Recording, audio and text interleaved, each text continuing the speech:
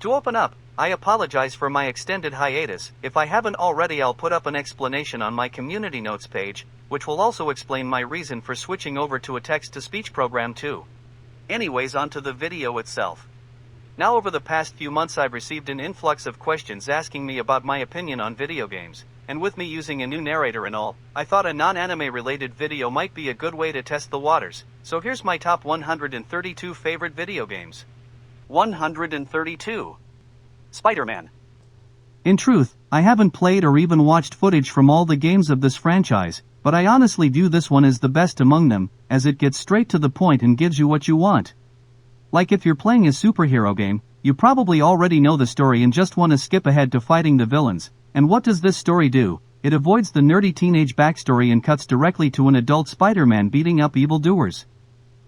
On that note, games from this series usually tie into a movie or intend to operate as a single episode in a trilogy, which often only allows for one top-tier antagonist per game, since later entries have to feature a marketable enemy as well. With this game though, since it initially belonged to no subseries, it permitted this lone narrative to depict almost all the franchise's best villains in one story: Venom, Carnage, Dr. Octopus, the Lizard, Rhino, Scorpion, Mysterio. To say this though, a PlayStation exclusive sequel later released, and it pretty much consisted of only the B-Team, so it definitely took away from its follow-up in the long run, but either way it bumped this game up a notch. On the mechanics end, this game played well and the bosses were unique as well, which in many cases made great use of the environment. Like in the fight against the Rhino, to defeat him you had to trick him into running into electrical towers, or in the tower-based battle with Mysterio, he assumed a gigantic form, and you had to destroy small targets littered across his body to take him down, but to hit them, you'd have to correctly position yourself from the various layers of the building, which resulted in this massive opponent fighting differently on each level. On the bottom segment he'd try to stomp you to death, while on the top he'd fire lasers at you. In regards to facing the henchmen like foes, this title still mixed it up as well, since the game allowed for throwing objects in combat, meaning every fight didn't play out with just the same punches and kicks. Overall, this game featured much variety in terms of battles and further supplements the fact for why I consider this the best Spider-Man game. 131. Catherine. What initially intrigued me about the idea behind this game revolved around how its title played off the different spellings of the name Catherine, one with a C and the other a K, and used that concept to write a story about a man having to decide between two women sharing the same name, but again spelled differently, and each represented opposing qualities, one more seductive, youthful, and free-spirited, while the other more stable, mature, intelligent, but a bit restrictive. Now, despite its intriguing concept, I nearly dropped the game early on into my playthrough, due to its weak and unassertive male cast, most of whom during recurring sequences received depictions portrayed by sheep, an animal synonymous with helplessness and or symbolic of the phrase, following the herd, so easily manipulated. What character exacerbated this issue the most would have been its indecisive 32-year-old lead who after a nightmare wet the bed, but in particular the scene that pushed me closest to the edge involved how after a drunken stupor he ended up in bed with a woman other than his girlfriend and stated to her that was my first time, which really escalated my view of seeing this guy as a loser, as he somehow maintained a long-term relationship, but was still a virgin. Needless to say though, I'm glad I stuck around, as a later moment clarified this scene, where he revealed he consummated his relationship with his girlfriend, but his prior line fulfilled a dual meaning, as the viewers as well as with the woman he betted would misinterpret his dialogue as him doing the dirty for the first time, whereas from the perspective of his own mind he thought of it as this being the first time of him cheating on his girlfriend. So for all intents and purposes, because of this scene, I actually have to praise this game's script and give it extra credit, since it featured multi-layered dialogue that could throw one for a loop. In essence, what I thought of as one of its worst aspects turned out to be one of its finest. With that said though, I still maintain my view of most of the male cast feeling too wimpy and weak. In a weird way, I have to simultaneously commend and condemn the art style of the game. For instance, I enjoyed the aesthetic of its backgrounds, environments, its menu screen and the use of color, but I felt the majority of character designs a bit lacking, frankly due to being over-designed. What might surprise most viewers regards how even though the story emphasized relationships, the primary focus of gameplay had almost nothing to do with it and instead revolved around a puzzle-solving mechanic, where during dream sequences, the main character had to line up or stack blocks in an effort to climb walls, which in game serves as a metaphor for maturation or enduring life's struggles. One of the ways in how Catherine went about with this involved tying fears or traumas occurring in the waking world to these dream sequences. For instance, in an animated cutscene of the story, a woman announced a potential pregnancy and its subsequent counterpart level featured a segment of the presumed father escaping a gigantic, man-eating baby. Or similarly, another moment depicted the lead fleeing up a wall from a bloodthirsty bride, symbolizing the dread of tying the knot. Now, saying that relationships didn't integrate into the gameplay would be a bit of a false statement. It just involved other figures than the namesake love interests, as in between levels the main character could interact with other people, again portrayed as sheep traveling upwards too, and likewise after dream sequences he speaks with childhood friends at the bar. Interestingly, how often, or what you communicate to the other characters can impact the story, like words of encouragement might help a demoralized buddy up the wall, or being nice to one of them might influence the protagonist's karma, which impacts how he treats his love interest. On a final note, between each level a disembodied voice would ask the player a question of morality. Speaking personally, I found most of these quizzes a little bland, as most of them seemed too clear-cut or guided in one direction, which really didn't provoke much thought or reflection. Like one question entailed, is marriage the birth of a life or the death of one? In the context of the game, calling it a birth clearly equates in good karma, and claiming it as a death plainly equals negative. From my perspective, it's merely a transition, and trying to limit something that can apply to both just rewrites it as uninsightful. I will say though, the occasional question could be a thinker, like one asked if you'd engage in a redacted kink of your spouse, which as it stands may not be all that philosophical, but it can make you reflect on yourself. Anyway, to me Catherine featured some interesting and amusing qualities, but overall I wasn't enthralled all that deeply by its actual content. 130. Breaken Guard. The textbook example of the rough early works of a genius.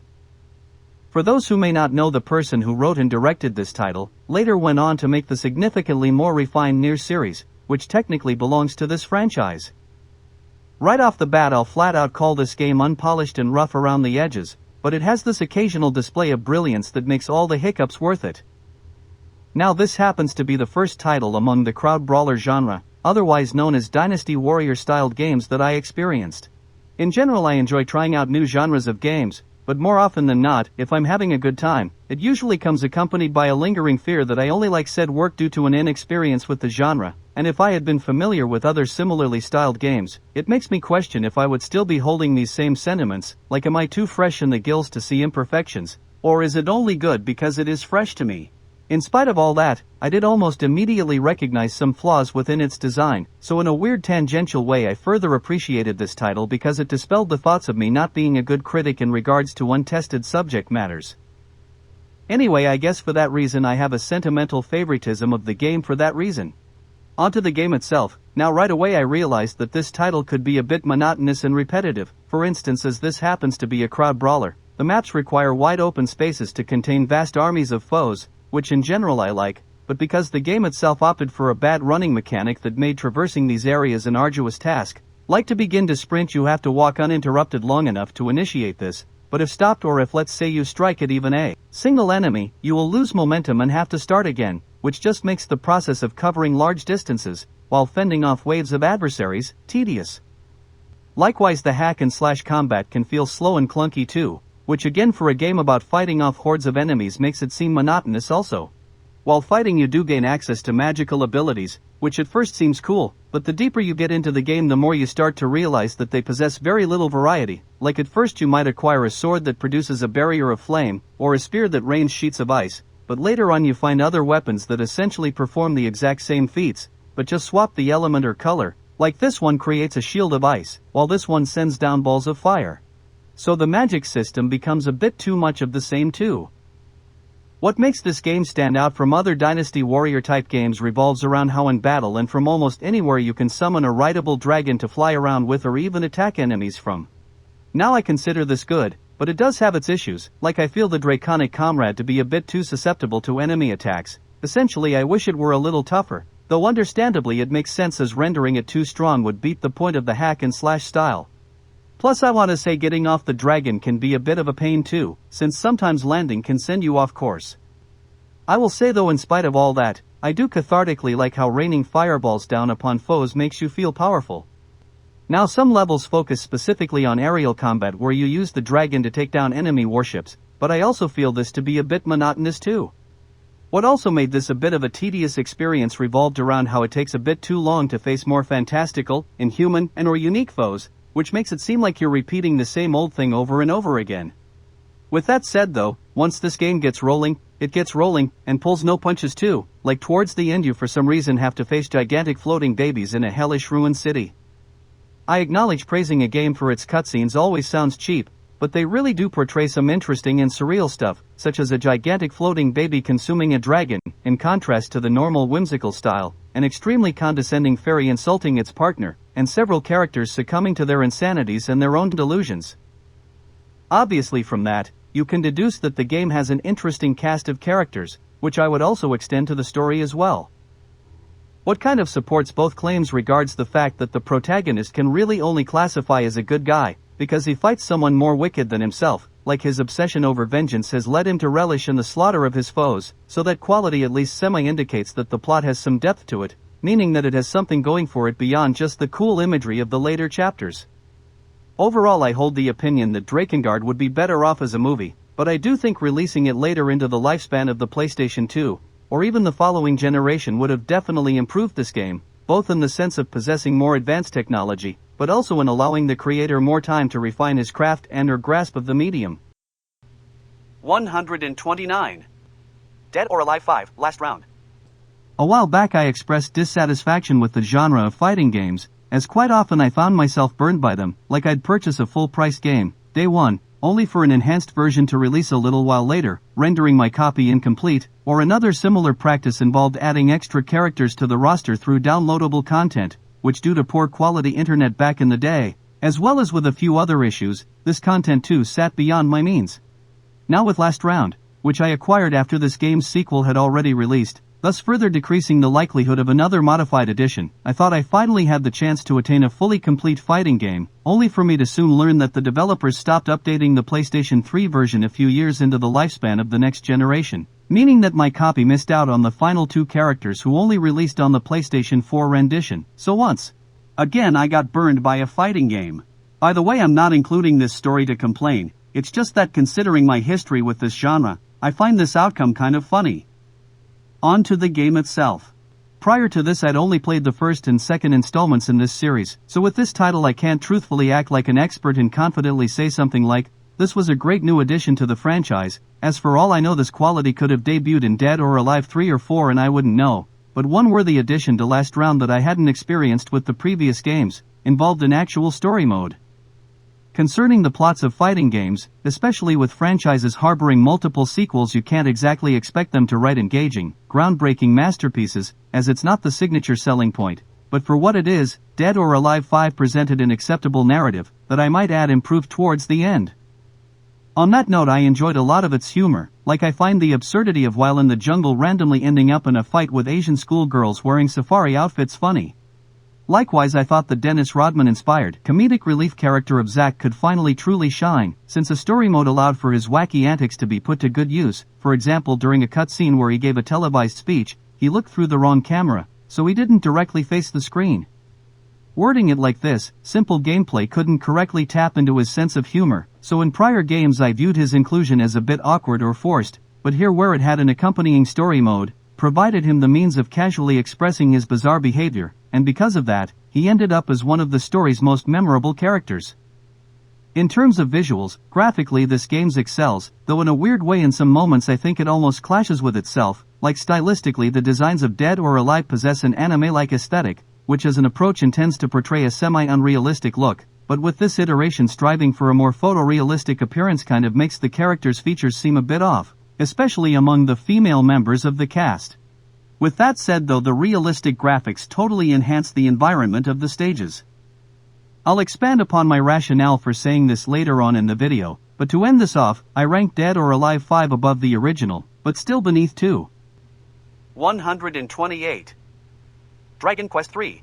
Even though I consider myself a fan of RPGs, I can't deny that I'm slow to try them out, as many times seeing their stories through to completion takes dozens of hours to beat, and generally require a much higher degree of exposition for you to even comprehend their plots, so for me the genre often comes off as too much of an undertaking to dedicate my time to. But with all that said, that leads me to why I enjoyed the early entries of the Dragon Quest franchise, because they present themselves in a much more casual and/or consumable fashion. Like with no experience you can basically beat the first game in an afternoon or less, and likewise it took me a little under a week to complete the third entry, the one I'm currently ranking. Now even though that sounds long, it still timeless pales in comparison to the rest of the genre. Like a single installment from its rival series, Final Fantasy can easily occupy an entire month of free time for me. So the fact that I didn't have to deal with a massive undertaking to experience a genre that I am fond of elevated its appeal. For the record, as of now I've only played Dragon Quest 1 through 3, so the same logic may not apply to the later entries, but anyways you probably get the point already.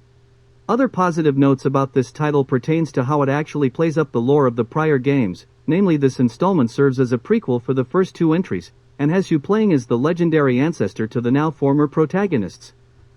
How this idea operates revolves around the fact that the descendants told the tales of this hero and his exploits, and this entry to a certain extent reenacts those events. Like in Dragon Quest I, you had to obtain the Sword of the Kings to defeat the enemy known as the Dragon Lord, while its prequel details the creation of said blade, so neatly enough the third entry functions as an origin story of sorts for aspects that would eventually become legends.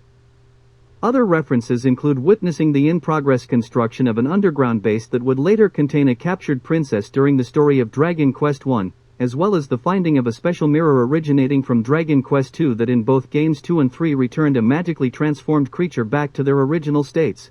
So, again, its serving as a callback helped induce a feeling of everything coming full circle. Now I should mention that Dragon Quest III happened to be the first entry I played, so I didn't appreciate these references during my original run of the game. But still, not knowing them didn't necessarily lessen the experience either. In all honesty, my perception of 3 only rose after tackling 1 and 2. Another high note of Dragon Quest III revolves around how customizable it was. Like at the beginning of the game, a godlike figure asked you certain questions that would determine the personality of your character, and what type you received would influence your stats. Like if you declared yourself a jock, your strength would earn a boost, while your intelligence would lower. Other types might grant you an extra item at the start of the game, such as with the Valiant personality, which gives your character an attack-boosting mighty armband. On the Super Nintendo release, the version I played, the character creator went a step further as it allowed you to decide your hero's gender. The customization goes even beyond that, as for your own party you can enlist whatever type of backup you desire for support, or even go alone if you wish. Like you can bring along a merchant, who can get you better deals at stores, a priest will specialize in healing spells, or you can even pick a high attack/defense-based fighter in the warrior. By the way, you can also determine the genders of your party members as well. As a fun fact, this happens to be where the iconic purple-haired, wing-helmeted, bikini-clad female warrior design originated. Speaking of which, the creator of Dragon Ball illustrated the models for the sprites. Coincidentally, in the Super Nintendo version you can also encounter a wish-granting dragon. Switching gears, I previously praised Dragon Quest for its more casual approach to the storytelling of its genre. In truth, I see it as a double-edged sword, as not having to do independent research to understand the inner machinations of the world feels refreshing, but at the same time not possessing a comprehensive multi-layered plot prevents it from ever reaching the top tier of gaming, so in a certain sense it's more of a novelty rather than a strength. After all that, I do have to admit another weakness, in that much of its actual gameplay repeats the standard JRPG mold, so it can seem a bit generic if you're already familiar with the genre. 127. Resistance 3. Without a doubt this game improved upon its predecessor, especially in the quality of life department, and also with how everything handles, but in spite of that I can't call it better than Resistance 2, and I think the bulk of this revolves around how it lacked the larger-than-life element that its forerunner had. For example, with Resistance 2, when I hear the level of Chicago I instantly think of the battle against the Goliath Leviathan, and likewise with San Francisco, I remember many battles against giant squid monsters, but Resistance 3, if you ask me what happened during the St. Louis level, I have no memory of what happened there, and I think that goes to show that the game itself didn't establish that great a sense of identity. Now I will say I do have recollections of some locations traveled throughout the story, such as a mineshaft, a winterized alien base, a prison, and one battle even occurred on a train, but with those I remember them less because of their actual events, but more so a result of their terrain. Getting to the point, I view this game as unmemorable because it didn't emphasize making unique experiences or enemies, and that happened to be an area of where its predecessor excelled. On that note, with the so-called bosses of Resistance 3 they felt less of like super enemies, but more of like mid-dungeon mini-bosses. What further supplements this notion regards to how many of these bosses appear to be a breed of enemy, rather than a single distinct foe, like with the Leviathan from 2, only one of them exists, whereas with what technically constitutes as the final boss of 3, you actually fight and kill another of its kind at the end of the first level, so yeah, it doesn't feel as unique. In all fairness, I should mention that some people complained about how the bosses of Resistance 2 felt too scripted, since they had been overly specialized, so in a certain sense maybe you could argue that Resistance 3 opting for more traditional normal enemy type foes created a more engaging experience. For me, the best addition to this game, or reintroduction in this case, would be how Resistance 3 brought back the weapon wheel and or permitted you to hold on to more than just two types of weapons at a time. I say that because a strong suit of this series involved how unique all the weapons were. I'll articulate more on this with my Resistance 2 passage. Earlier I called Resistance 2 a larger-than-life experience, and I kind of think that with this follow-up, the creators went with the opposite approach, and attempted to make this a more personal, or close-to-home experience, like with the last title you played as an emotionless super soldier, whereas in this entry you play as an ex-soldier, who because humanity has been pushed to the brink, has been forced to leave his family to fight in the Resistance. So, already a more humanized story. Now I will say some of the more emotional moments could land surprisingly hard, like a cutscene over a radio right before the last level, but at the same time some could feel a bit too sappy or contrived, like I'll just say this character debuted in Resistance 2, and this new characterization had to twist the nature of his established person for it to work. Mechanically, what also makes this a more personal experience regards how it shed the regenerative healing of its predecessor in favor of restorative health packs. Wording it like this, a larger-than-life super soldier can brush off damage, so regenerative powers represent the identity of this person, whereas damage carrying a permanence better fits a more human story. Anyway, I acknowledge that both types of storytelling have their positives and negatives, but in all honesty I usually prefer the larger-than-life approach because it more frequently gives you the stuff you'll remember a decade or so later. Like again, I'll say Resistance 3 has better handling and its enemies have better programming, but to me that doesn't establish a memorable game on its own. 126. Mace, The Dark Age. The Nintendo 64's Mortal Kombat-inspired answer to Soul Calibur, which also stood as a weapons-based fighting game set during medieval times. Obviously from its influence, which quite frankly happened to have become commonplace by the time, it depicted very graphic and bloody fights, but what sets it apart from its brethren regards how hard it went with its completion of arcade mode and stories. For example, the eye candy of the game, a buxom blonde-haired woman, wearing bikini battle armor, had two end-of-run conclusions, the negative variant where she ends up as a pleasure slave, if you get my drift, and the positive one has her attain an ultimate power, and decide to shed her beautiful human skin to become a demonic, skeletal, lich to rule over the underworld. So yeah, a game that obviously markets itself on the seductiveness of its female cast having a willingness to do that to her really goes a long way. To say this too, in most post-arcade mode resolutions of fighting games usually rub off as generic, so Mace investing more time into this aspect definitely elevates it above the rest of the pack. Likewise, besides their stories, I just think this title has one of the best rosters for a title of this genre, especially one that doesn't belong to a greater franchise. Now the weaponry does add some identity to the fighters, but regardless they still just have great concepts in general, like a gigantic red armored knight, a dual axe wielding Viking, an executioner with a poleaxe, a belly dancer brandishing a scimitar, of course a bunch of other attractive ladies as well, but what also adds a lot of intrigue involves its inclusion of demons, such as a skeletal knight, and a decayed-looking lizard creature harboring two axes. The final boss looks amazing as well, especially for its era, as it happens to be a red, multi-armed, dragon perforating out of a portal in the ground. I personally never played as them, or discovered how you even unlock them, but a lot of people praised the joke characters of the game, which happen to be a chicken and a robot constructed from barrels. Next, this title masterfully used color, which definitely produced a strong sense of atmosphere, and resulted in some great stages, obviously hellish locales for the demons, a torture chamber for the executioner, and devastated villages for the knights. In all honesty, I view these as some of the most aesthetically pleasing fighting locations among all Darker/Mortal Kombat-inspired fighting games, but what also kind of surprised me revolved around how it made visually great serene areas as well, such as an Arabian palace or an Asian mountain shrine. So yeah, I praise it for not being one-dimensional too. To add this in too, I like it when titles of this genre include stage hazards, which this game did, so I like it for that reason too. Now the biggest thing holding Mace back from venturing up higher on this list regarded how infamously challenging arcade mode could be, which I barely managed to beat with save states. Even then, with the final boss I never managed to get his health down to 0, I just won by time up.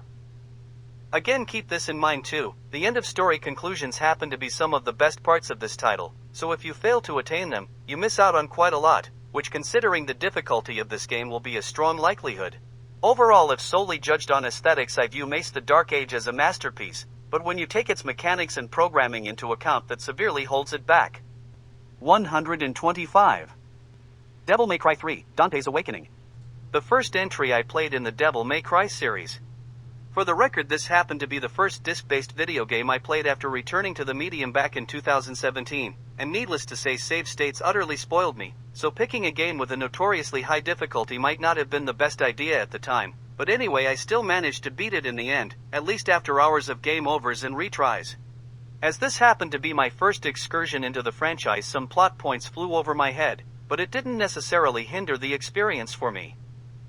For reference, this serves as a prequel for the first two games, and much of 3's plot revolves around the background of a character who will inevitably perish in the series' first outing, or at least until a retcon in a later title. But again, even without that knowledge, the story was understandable and good, arguably the strongest part of the plot. Similarly, this story revealed the origin, or at least the first usage, of a superform present in all later entries of the franchise. Much like my prior statement, even though I didn't understand what that moment meant at the time, I still recognized it as a significant scene, which at least to a certain extent proves that it successfully got the message across. Something that I originally liked when the game first started, but eventually began to dislike as the plot progressed, involved the personality of the main character. To put it bluntly, the franchise rewrote his more stoic demeanor from the earlier games into more of a cool, brash, and above all else stylish attitude.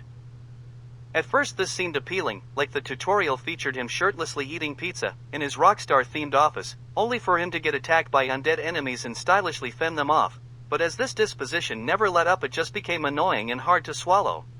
What semi-pertains to this aspect regards how this game portrayed some ladies, one of which was a boss battle, who quite seductively, taking it rather far I might add, attacked the protagonist, but not going into the adult territory, which a similar game in God of War did. Now, I'm not against this type of content, I actually support it, but if a series tries to be more mature than what it is allowed to be, it as a result almost makes said moment appear more childish than if it didn't go as far. I admit this may sound harsh, but playing up the coolness factor and her semi-lewd material almost gives this title the nature of a poser, since it goes farther than it can handle. After beating Devil May Cry 3, I continued on to the first entry of the franchise, and needless to say, that helped me see how good the controls were for this game, as they felt far more fluid and responsive than its predecessor. Genre-wise, this title classifies as a hack-and-slash game, and typically among them I often notice they struggle to implement the usage of giant blades into combat, or at least make them on par with other weapons. Now, I do think this third entry handled this type of sword better than most other cases from hack-and-slash titles, but I do believe that tier-wise this blade ranks beneath most of the other weapons in the game. As a fun fact, the main arms I primarily utilized would be the Firestorm dual blades and the gauntlets known as Beowulf. In terms of boss battles, they visually looked fantastic, just to name a few: a giant ice Cerberus, two headless sword-wielding demons reflecting different elements, a flaming blue chariot carriage, and a recurring jester. But with that said, the fights against them could be very unforgiving and time-consuming, particularly against the more monstrous opponents. To beat the final boss, I had to resort to the cheap tactic of repeatedly spamming a specific technique to win. Needless to say though, it produced an epic conclusion.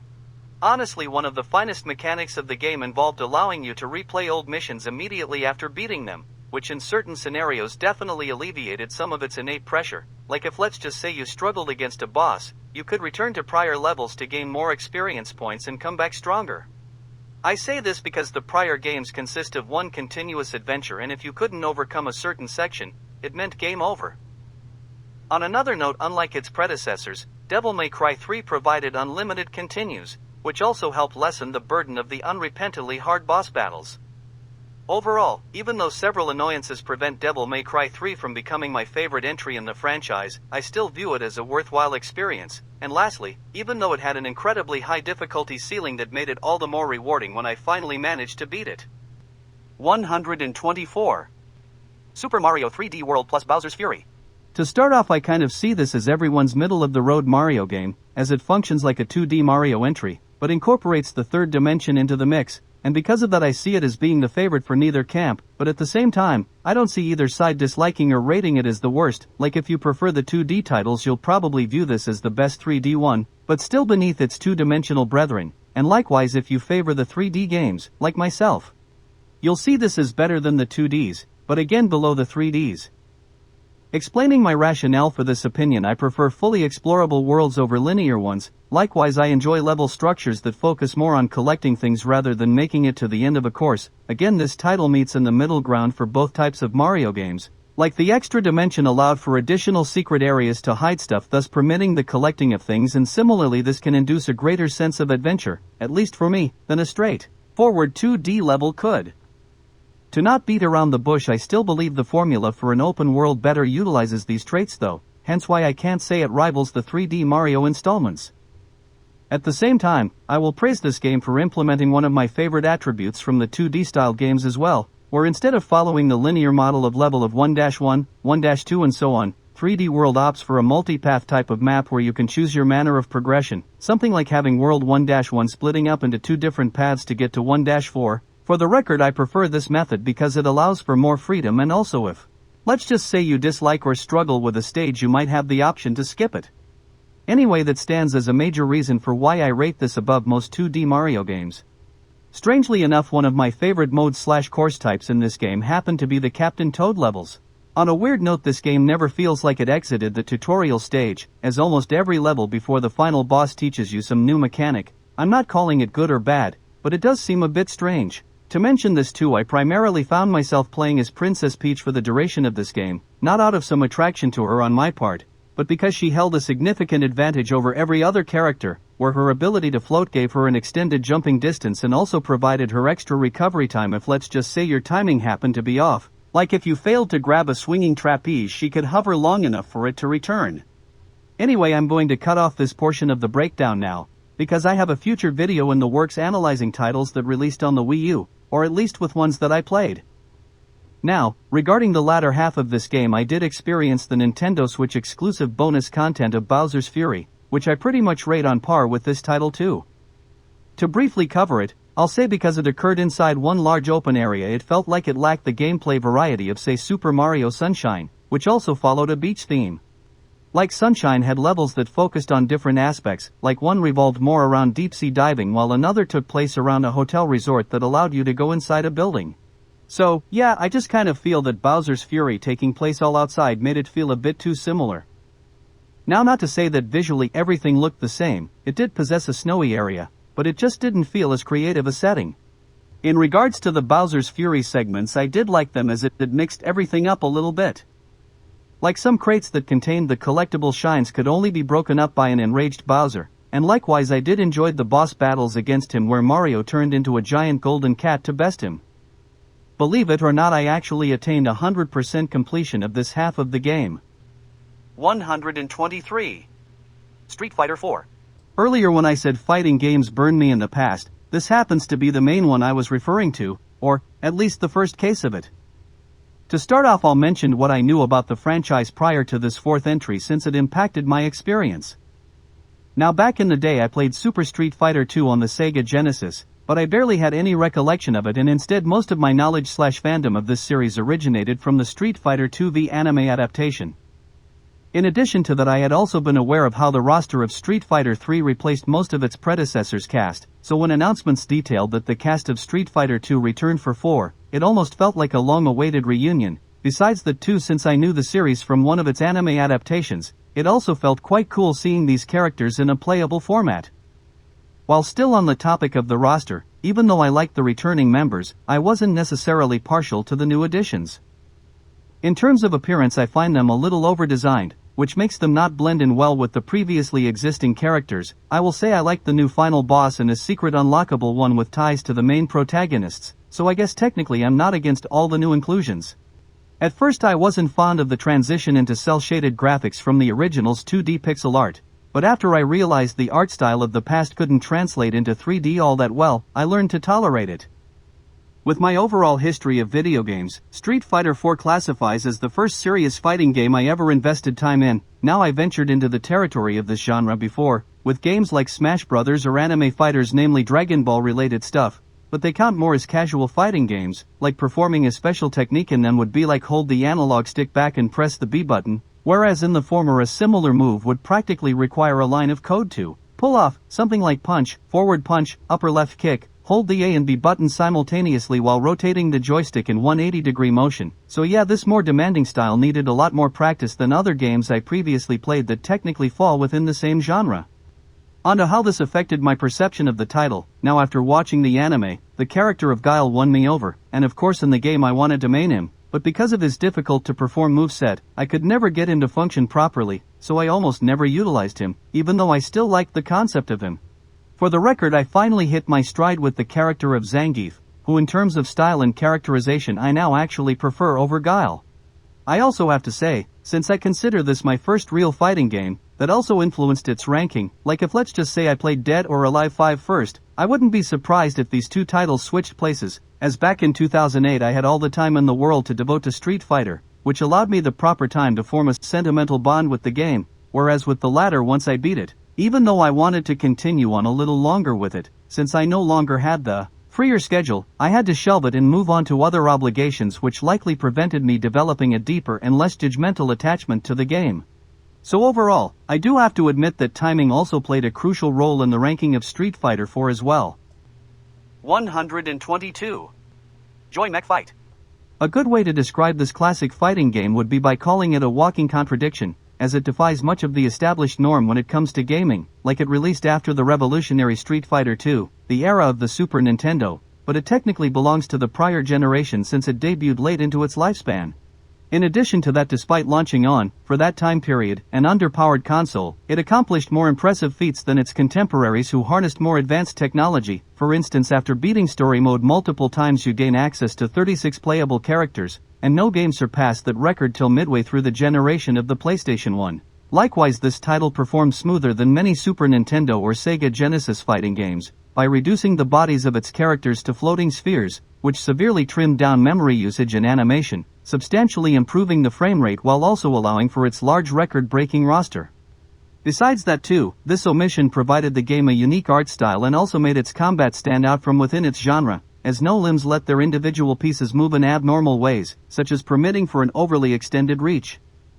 Now I will say one slight issue existed from its overwhelming roster, as overlap between characters' techniques arose, so not all fighters possessed their own unique moveset. The story even confirms that by claiming that many late-game opponents intentionally serve as upgraded models of the base cast, in spite of all that each design still visually differed from each other and many of them possessed different movements during animation sequences, so even if some functioned similarly, they still possessed some personality to stand out from each other. With that said though, with such a large cast you're probably bound to forget a few of them even before reaching the end of the game. Not only did the game do interesting stuff with the characters, but also in the stages too, like one objective of story mode involved reaching a tower, and certain matches reflected how the mission progressed, like in early battles the tower would appear far off in the distance, while in later ones, it would be closer and much larger. Again though by today's standard this may seem inconsequential, but I remind everyone that for its system, this inclusion performed quite a feat. Other interesting backdrops included a stadium, an amusement park, a beach, and in the fight with the final boss a view of the Earth from the moon. 121. Phantasy Star 4. Being upfront about it, I intentionally played this game because I knew I would eventually construct a list of my favorite video games, and from what I had already jotted down, I perceived it as company-wise a bit too homogeneous. Now even though it spans several console generations, I still found it lacking in variety since Nintendo and PlayStation titles saturated the upper ranks, so in the hopes of diversifying the top seats, I gave this Sega Genesis exclusive a try. Now one of my common issues with the JRPGs of this era regards a lack of identity, as many of them follow similar plot points and or even share very similar appearances. Now not necessarily of its own accord, I believe this game stands apart from them, or at least through my own eyes.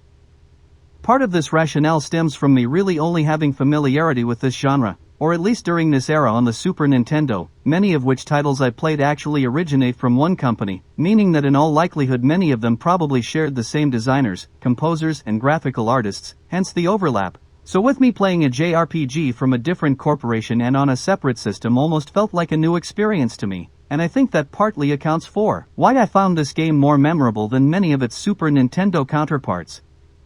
With that said though, I admitted that makes this title's ranking likely subject to change, especially if I explore more Sega Genesis JRPGs or even just prior Phantasy Star entries. To say this as the Super Nintendo happens to be the more advanced system of the two, that allowed it to cover a wider range of music, which oftentimes made the Genesis sound robotic in comparison, but here's the thing, that didn't always produce the better soundtrack, and in the case of Phantasy Star 4, I think those audio-based limitations actually improved the atmosphere of the game, like its plot concerned traversing futuristic laboratories, teaming up with androids, traveling through space, and meeting alien species. So considering the science fiction vibe of the game, a robotic, almost mechanical musical score meshes well with the setting. With that said though, in one level where its soundtrack attempted to be more adventurous it did start to become a little grating, but other than that, this game took full advantage of its limited sound chip. In terms of visuals, Phantasy Star 4 succeeded in multiple ways. On a more insignificant note, the sprites of the playable characters distinguished themselves from their Super Nintendo counterparts, by assuming a more slender shape in contrast to the latter's shorter and stockier general build. Again, not massive in the overall scheme of things, but from my perspective at least, that minor quality gives the game a little identity. While on this topic, the visuals excelled on another front in the sprite design of enemies during battles, which all featured some sort of animation. In addition to that, the pixel work of bosses especially looked impressive, as the perspective allowed their sprites to occupy nearly the entirety of the background, thus more room to work with instead of feeling smushed together. What also visibly improved the cutscenes, both in terms of forming an identity and also in conveying the occurring events involved, including illustrations, like in a segment where the party receives a mission. The sequence might include the group standing together, the face of the person making a request and a picture of the target, so it just gave these cutscenes a little personality and helped give a 3D view to a 2D world. With the story, in a shocking turn of events, it did kill off a major character, which in the moment will come off as a surprise, but at the same time their role falls within the one of the three frequently killed off archetypes. For those who don't know, the mentor, the wise old master, or a flashback-related character, so if you have to predict someone dying, you'll likely guess correctly. As with most titles of this genre, this game possesses a magic and/or technique system, but it comes with an issue, being that it doesn't openly tell you said purposes behind each move, and neither do their names provide any clues either. Like a signature healing technique began with the first three letters of the word resistance, which indirectly led me to think that it might boost defensive stats, but much to my surprise, it healed my barely injured party member. In my own tastes, I also have to say I'm not a fan of the main character, as I find him a bit too cowardly and whiny. With that said though, it does tie into this game's theme of maturation, so one could argue he needed to be that way to indicate growth. 120. Darkstalkers 3. As with many fighting games of this era, this title lacks a proper story mode, in saying that though Darkstalkers 3 wildly makes up for it through sheer charm and personality. For example, when performing a certain super move of a succubus character, she dons a bunny girl outfit, says Showtime, and forces her opponent to put on a performance.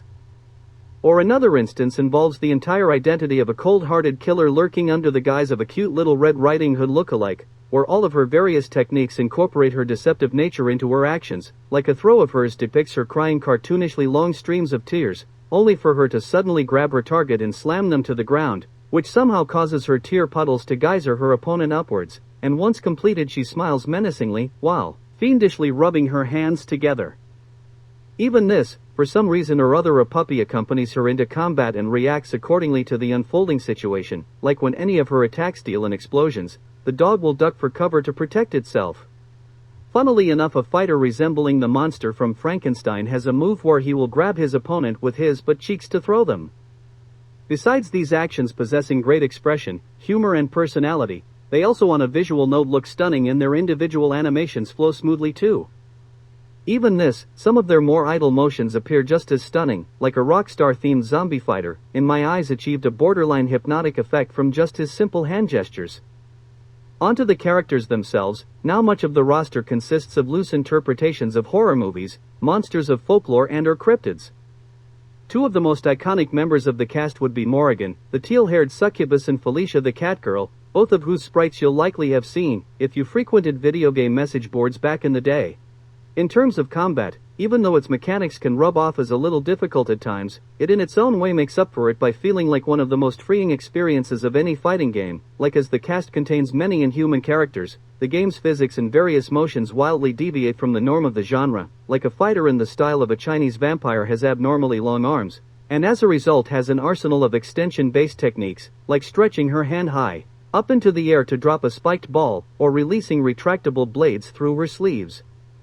One of the aforementioned succubi frequently uses her wings in combat, One such manner involves shaping them into the form of a bow and launching her opponent out of them, or a mummy fighter can undo his wrapping, taking apart himself in the process, and send them through the ground to attack. So again, these unusual combatants took advantage of their abnormal appearances to make their matches more unique and original when compared to other fighting games. Overall, even though Darkstalkers 3 may lack in the features department, its style and the quality of its combat keeps it interesting, which I might add provoked me to beat arcade mode with every single playable character. 119. Super Mario Bros. 2. To address the elephant in the room, yes, I know this title may not technically classify as a true Mario game since it just swaps sprites from the already existing title of Doki Doki Panic, with ones from the Mario universe, but regardless, whether it legitimately belongs to the franchise or not, I have to admit I personally rank it above all other 2D Mario games. To begin, I have to state that for historical reasons I played the original Super Mario Bros., and needless to say after the first few levels I didn't exactly have the most enjoyable experience. In all honesty, I wasn't having any fun if I didn't have a Fire Flower power-up, as without it Mario seemed too weak, too low of health, and could only defeat enemies by jumping on them. But this illegitimate sequel added a new feature that corrected my most significant grievance against its predecessor, where your playable character could pick up enemies or vegetables, or at least if planted nearby, to hurl at targets to damage them. In essence, because you could do this, it always felt like you had access to the powers of a Fire Flower. Now, because it broke the established formula, many fans disliked how enemies could survive your character jumping on their heads, but for me I actually enjoyed this quality, as during a more stressful level or boss fight, it could grant you a bit of a breather since it basically acted as an out-of-reach zone, but besides that in certain cases it made the game, if not the genre itself, feel more freeing, as because your character could stand on enemies you could essentially mount them, and with aerial foes this became all the more significant as you can ride them across the entirety of the level and use them to reach areas too high for your own jumps. If you haven't noticed by now, I've said playable character instead of just Mario, which is because this game added Toad and Princess Peach, referred to as Princess Toadstool in this version, to the selectable roster. For accuracy's sake you could play as Luigi in the original Super Mario Bros., so including other playable characters technically didn't break any new boundaries, but what makes it special here regards how they possess their own unique attributes to mix up the gameplay. Peach could float, Luigi jumped higher, and Toad moved quicker. Admittedly I never knew about these differences till after I completed my playthrough, and because of that I just stuck with Mario my entire run, but still this aspect adds an extra layer to the game. I also have to praise this title's level design, as it incorporated more vertical-based sections. I mention that because all too often I find 2D platformers a bit repetitive since many of them sum up as, start on the left side of the screen, move right, and you occasionally have to jump, so because this game mixed up that formula it kept my attention longer. By the way, for those who don't know, this game begins with your character climbing down a mountain, which reinforces the idea of how the game tried to deviate from the norm. Lastly, Super Mario Bros. 2 plastering sprites over an already existing game resulted in a unique aura, where it doesn't feel as much of an entry in a greater franchise, but more so its own thing. Like many of this title's enemies really only exist here and not any other Mario games. Even this, most of this series, especially during the early era, primarily followed a formula of rescuing the princess from Bowser, but this sequel features its own main antagonist in Wart the Toad, who again doesn't exist elsewhere, or at least in the Mario franchise, since he made a cameo in Zelda. But, anyways, this quality makes Super Mario Bros. 2 for me at least stand out from the crowd. 118. The Legend of Zelda, the Minish Cap. I'm not intending this as an insult, but most of my rationale for liking this title stems from its concept rather than strictly its gameplay or even its story. In all honesty, I kind of feel that when the series itself tries to conceive some overarching plot or history for the franchise, it just diminishes the other entries in the process. Now this Zelda, installment's gimmick, if you can call it that, involves how the protagonist obtains a talking hat that allows him to shrink down to about the size of an insect, which as a mechanic opened up new territory for the series to explore, or maybe I should say new perspectives to explore. Like obviously all Zelda entries have you go inside of buildings at some point or another, but at such a tiny stature this adds a unique spin to an old environment, where something like an everyday bookcase can become a dungeon in and of itself. In particular, one segment entailed you scaling up a library shelf, and books not pushed in all the way could block your path forward, leaving you to have to climb up even farther and descend from other points. Realistically, in judging this in terms purely on game design, I wouldn't necessarily call this practice any different than what some earlier titles had already done. Something like hiking up Death Mountain and other top-down 2D Zelda entries functions quite similarly. But the idea of replicating this feature from the perspective of a miniature version of the hero climbing an ordinary bookcase with a backdrop of tomes instead of, say, rocks, crafts a unique identity for the game and the greater franchise, through the sense of creating a new realm to explore. Minish Cap, taking advantage of size to portray existing and seemingly uninteresting locales in fresh ways, not only occurred through environment, but also enemies as well, like at the protagonist's reduced stature. A normal overworld foe that could be squashed with a blow or two at full size could suddenly pose a great threat to him, and the game incorporated this aspect into its design by having some dungeons bosses be regular enemies, but with the protagonist in his shrunken state, they seem gigantic in comparison. So, once more, I feel that this fresh perspective provided a sense of identity to the game. Keeping on that theme, but breaking away from the mechanic, an element that raises Minish Cap in my eyes regards how it strayed away from reusing the franchise's central antagonist in the role of the villain again. I say this because it helps the journey itself escape the sensation of just feeling like another cog in the wheel. Admittedly, this achieved nowhere near the same heights as Majora's Mask in this regard, but once more I reiterate that it helped this title find an identity. With the exception of the ones added in Twilight Princess, I felt that most friendly races introduced after the N64 era of the series felt uncreative and bland. But with that said, I view the Minish as an excellent addition to the franchise, firstly because they break from the typical anthropomorphized animals trope, but also since they contribute an interesting lore and culture to the world. From what their racial name suggests, they happen to be tailed creatures bordering on too small to see, and apparently only kids can see them. Now I enjoy their inclusion because it establishes a good imaginative fantasy world, where an unnoticed mystical species operates behind the scenes without anyone realizing. In-game, sometimes you may come across Minish residing in someone else's house and performing services for them without their knowing. Likewise, with them being so small and unseen, this also subtly implies how they could have been present in other Zelda titles, but never mentioned. I also want to say they feel more thought out than other post-N64 Zelda titles. I've already mentioned how they have their own lore and culture, but in addition to that, their concept didn't seem lazy. Like, I'll just say the Wii title The Legend of Zelda Skyward Sword introduced a humanoid mole race, and they didn't harbor any traits beyond that of a normal mole. Like, what do they do in-game? They dig, and what do moles in real life do? Dig, so I always perceived them as unimaginative, since they failed to bring anything more to the table. But with the Minish of Minish Cap, they don't ever just seem like mice with human traits, and instead feel more of like their own original creation. So yeah, I think this game succeeds where most other Zelda titles, at least among the newer ones, typically failed. The next praiseworthy aspect of this game revolves around how many of the environmental set pieces didn't just feel like decoration, but actually incorporated into gameplay to make a very interactive experience. For example, in the shrunken state you could mount a lily pad, and with the help of a gust-blowing item you could actually use it to cross streams of unswimmable water to reach new areas. Likewise, it could also inhale to bring stuff at a distance to you. Again, a lily pad comes into play, where it might be located at the opposite end of a watery room and you have to suck it towards you. On that note, I must confess this title embraced a recurring grievance of mine commonly plaguing 2D Zelda games where you cannot swim until you obtain a certain item. For puzzle reasons I enjoy this mechanic, but for practicality's sake I hate it. One standout occurrence of Minish Cap harboring an interactive environment involves a sideways laying barrel, where when inside of it, the protagonist's up and down directional walking can cause it to rotate, and to reach the next area, you have to line up a hole in one of its planks with a crevice in the floor below, so you can fall through to reach a lower level. Anyways, I think you get the point now. Factors that I think some people might dislike, but I enjoyed, involved a figurine buying side quest and collecting split-in-half medallions and finding someone who holds the matching other piece. With the figurines, I fully admit the game implemented this idea in a terrible and expensive way that leaves everything up to chance, but I just naturally fancy these filling up an encyclopedia-type quests, so I'm a bit more tolerant. Plus, I also confess I saved scummed, so I negated having the most costly and time-consuming aspect of it. With the cut-in-half medallions, I like this side quest because of how it influenced the world. Like, the in-game lore and symbolism behind it represented random people becoming friends, which brings good luck to the world, and performing said act does that too. Some examples include the enticement of a miner to begin excavation of a new explorable cave, the clearing up of debris again opening up a new area, or even the chance to visit a late-stage locale early to prevent the death of a character, who can give you several useful items.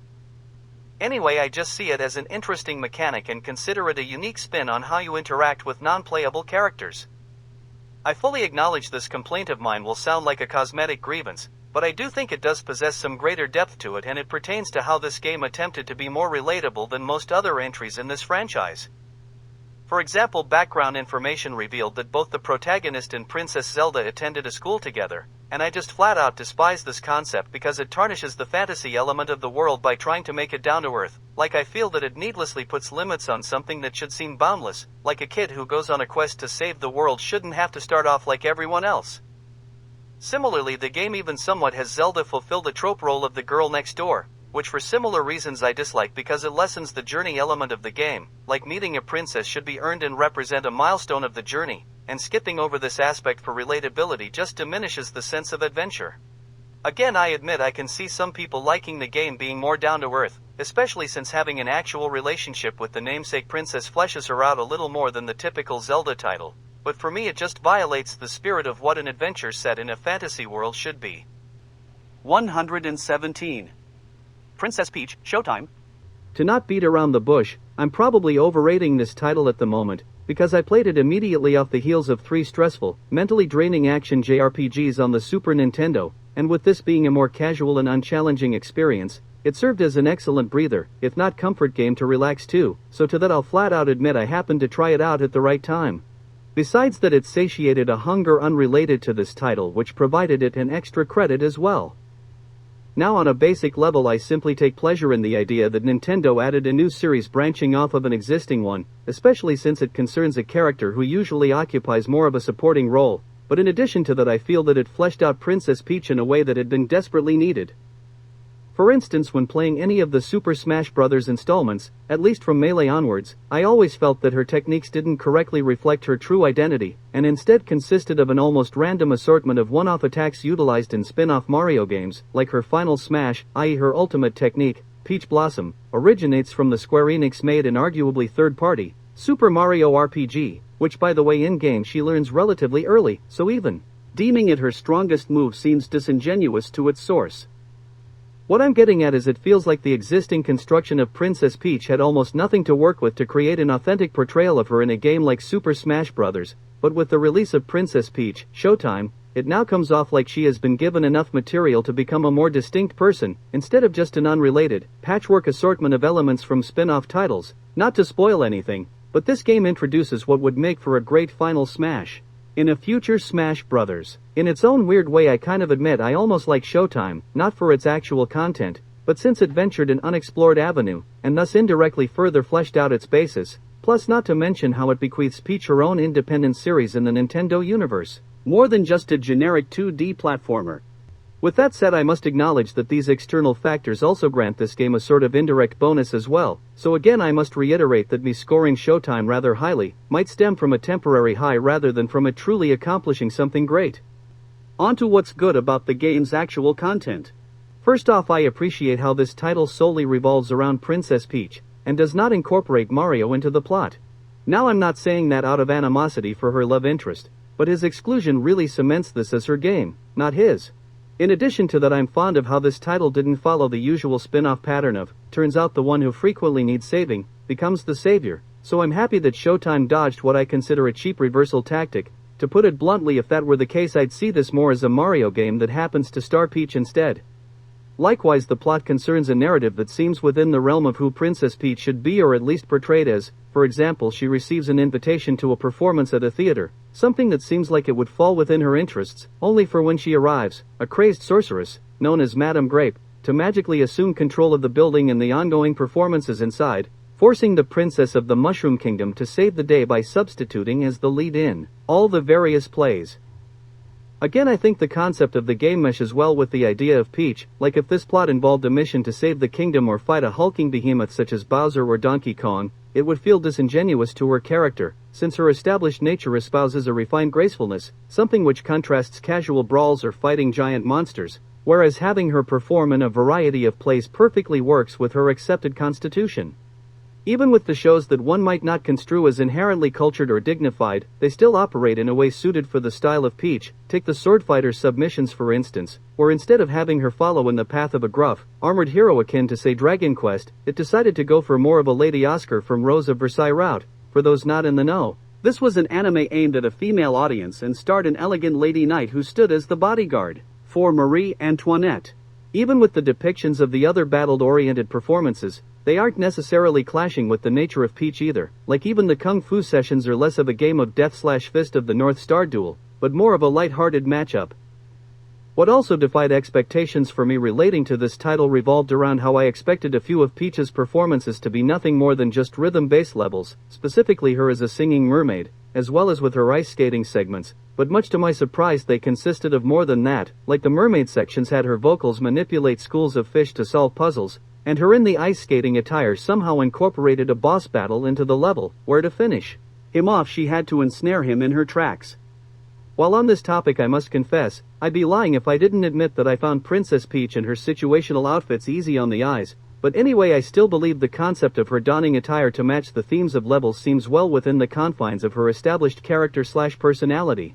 As this Peach game branches off of the Mario universe, I indirectly compare this to another popular spin-off series within this franchise in Luigi's Mansion, and in all honesty I prefer this over the latter, like after beating Luigi's derivative game I felt no obligation to replay it, as it felt like the most I could get out of a second go-around with it would be just a higher score that would result in nothing more than a prettier picture after the credits, whereas with Showtime it included extra collectibles throughout its levels, some of which could only be obtained in the post-game, so it gave an incentive to retread old areas. In addition to that, some of those collectibles could be used to purchase more outfits for the namesake character, which will likely be up the player's alley.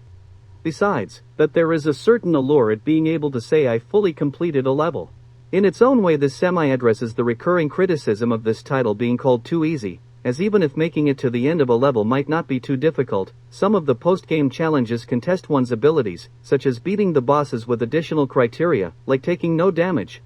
Sticking to that topic, I also have to say I see this game not being difficult as a non-issue in the end, as the purpose of this title pretty much presents itself as more of a cozy game, probably geared to crafting an experience that a daughter might enjoy with her father. The kid likes the character, and the dad likes her appearance. All jokes aside, I see the people who criticize this game for that reason as basically misinterpreting it for something that it's not trying to be.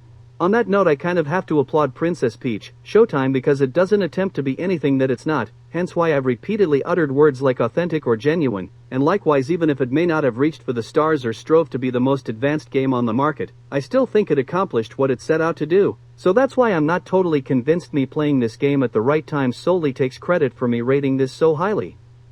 116. Final Fantasy VI. Let me start off by saying I view this game as nearly flawless, and across the entire medium of video gaming I believe it designed one of the most well-rounded RPG systems, but in spite of those accolades I still can't call it a masterpiece, because I think it failed to transcend its own genre, and to me that's why I personally can't designate this title a reputation or identity beyond that of a well-made RPG. Now I'll flat out admit I think Final Fantasy VI wrote a great set of blueprints for a base model of an RPG, but for me what would be seen as the decorative ornaments quite often happen to be what makes a game more than just its genre, in essence the often minor and exclusive idiosyncrasies that separate them from the norm. As an example of a role-playing game accomplishing this feat, I go to the franchise of Golden Sun, which in terms of design essentially follows the Final Fantasy VI formula, but it adds puzzle-solving mechanics to the core gameplay. Like outside of battle the party frequently have to cast various magic spells, usually in the form of a giant hand, to traverse a disheveled room, something akin to say repositioning blocks in a certain pattern, so that an end point links up to a start. Other times a similar puzzle might entail moving platforms to cross gaps between raised areas, so that you can reach a new location. Anyway, I don't think the mechanics of Final Fantasy VI achieves this level of originality/identity. To be clear, I concede that if I had to debate this point against a well-versed fan of this installment, I acknowledge they might subjectively get the better of me, and have me resorting to the defense of. I don't think that's a strong enough argument to disprove me, like I can see how the opera segment or even the opening of the game, or to beautiful music, the technical protagonist of the story pilots a robot through a snowfield might be construed as rising above the genre, but to me, I just can't rationalize it as such. Likewise, I can also see an argument for how this title goes the Robert Altman route of having the story shared between the narratives of more than a dozen protagonists helps establish it some identity, but once again for me it's not enough. On another note, I should also mention that I think overzealous fans of Final Fantasy VI raised my expectations to such a high degree that it unintentionally set it up for disappointment. For some background information, I had just previously beaten this title's sequel Final Fantasy VII in July of 2017, which sparked interest in the rest of the series for me, causing me to look up a list rating the various entries of the franchise, and after hearing a well-worded essay rank this above the game I was high on at the time, I immediately played this one the following month. Needless to say, I soon learned that the channel who highly praised this game, in my opinion, overly exaggerated certain elements to make it appear more artistic. For example, they stated how this game had no fear of writing a tragic and depressing ending. For reference, in the art community, happy endings often align with the impression of selling out to appease the audience, so in opposition to that, the idea of concluding with a sad ending frequently projects an image of an unfiltered and thematically deeper story. From what you might gather, I struggle at even labeling the ending of Final Fantasy VI as bittersweet. Not to spoil anything, but imagery displayed during the finale include a flower blooming in the desert, the birth of a baby, and a woman whose own narrative embodied themes of subjugation, undoing her ponytail and letting her hair blow freely in the wind, so clear-cut positive symbols that represent uplifting concepts like new life or liberation. Just to dot the I's and cross the T's, I should mention that a plot point presented at the ending of the game involved how, what I'll call the fuel of its world's turmoil and wars, vanished from existence, but at the cost of some characters dying along with it in the process, so admittedly you can find some sense of loss during the conclusion, but regardless, everything else about the finale seemed overwhelmingly happy, so I still have to view the statement of this being considered a tragic ending as a wild exaggeration. Another reaching claim I've heard uttered entailed people saying that the villain actually won, since he accomplished his main goal. Again, minor spoilers, but at the midway point of the story the villain successfully breaks up the main party and goes on to conquer the world. Now yes, I can agree that he achieved his goal, but I believe stating that he actually won blows this aspect out of proportion, since the latter half of the game follows the main group reuniting to overthrow him. So again, if the protagonists managed to stop him, he didn't really win or assume total domination of the world at the end of the day. So once more I reiterate that this point of praise rubs off more as a misdirect to portray this title as more artistic or unique. Besides that, if that's all it takes to constitute that the villain won, then you can apply that same logic to dozens of other games. Like most Zelda entries abide by a formula of the protagonist losing the first encounter against the villain, usually resulting in their foe acquiring access to a world of new power, thus prompting the hero to go on a second quest to retrieve a weapon that can vanquish him. So again, I don't even see anything too special with Final Fantasy VI implementing this scenario. Again, maybe having a villain that accomplishes their goal might be uncommon, but other video games have done it too. From that video, another discussed topic revolved around how them asserting that the story ventured into a morally gray zone and wasn't just a battle between people who were purely good or entirely evil.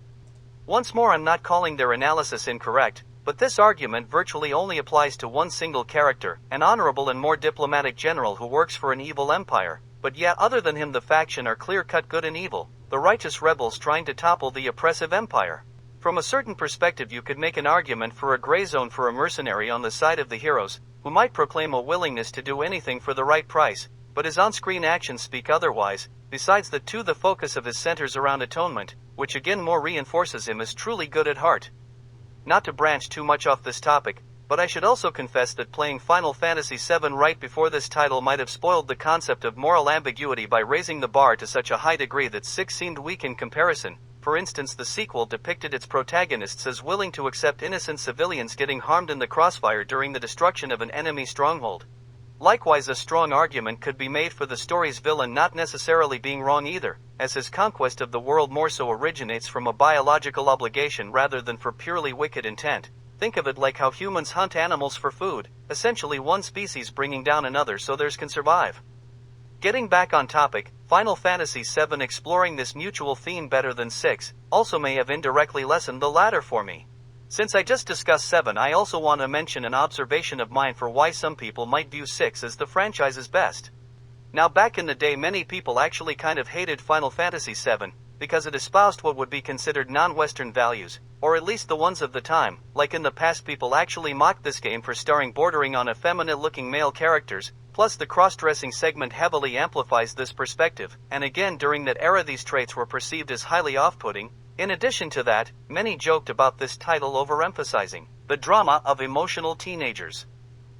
Now in contrast, you could definitely argue that Final Fantasy VI better fit the mold of the times. Admittedly, this might stem from less advanced graphics, but its male characters definitely seemed less androgynous, and also the plot of this game spotlighted more traditional elements of RPGs, like kings, castles, and dragons. So in its own right I can see people preferring this entry because it feels less alienating and more accurate to the standard mold of the RPG, tying that fact to myself. Even though I like many games belonging to the genre, I'm more so a fan of the titles themselves rather than of the genre, so even if Final Fantasy VI perfectly embodies what it means to be an RPG, that doesn't exactly sell me on the game itself. I fully acknowledge this will sound nitpicky on my part, but I don't think the setting firmly established itself. Like, even though the environment of this title technically falls under the category of cyberpunk, I never really saw it as such, until I heard it mentioned. Likewise, during one segment that occurred on a deathly locomotive, I thought to myself that this society isn't advanced enough for trains, only for a little while later to remember that around 15 minutes earlier I piloted a robot, something way more futuristic, so obviously technology of this sort should be available. Again, I admit this error of thinking probably stems from my own perspective, but I still think the game could have sold the concept of its setting a little better, or at least a little more coherently. Speaking of which, when I earlier discussed the game of Phantasy Star 4, I stated how many Nintendo RPGs of this era could appear a bit too similar due to their identical settings and reused assets, which makes them seem lacking in identity, while Final Fantasy VI happens to be one of the titles I associated with this stigma. I confess I'm not fond of criticizing a game for its graphics, especially with older ones, but since it indirectly makes me see the setting as a bit generic, I feel it must be mentioned. Even though it may sound like I dislike this game, I really don't, and to prove it I'll move on to my positive opinions.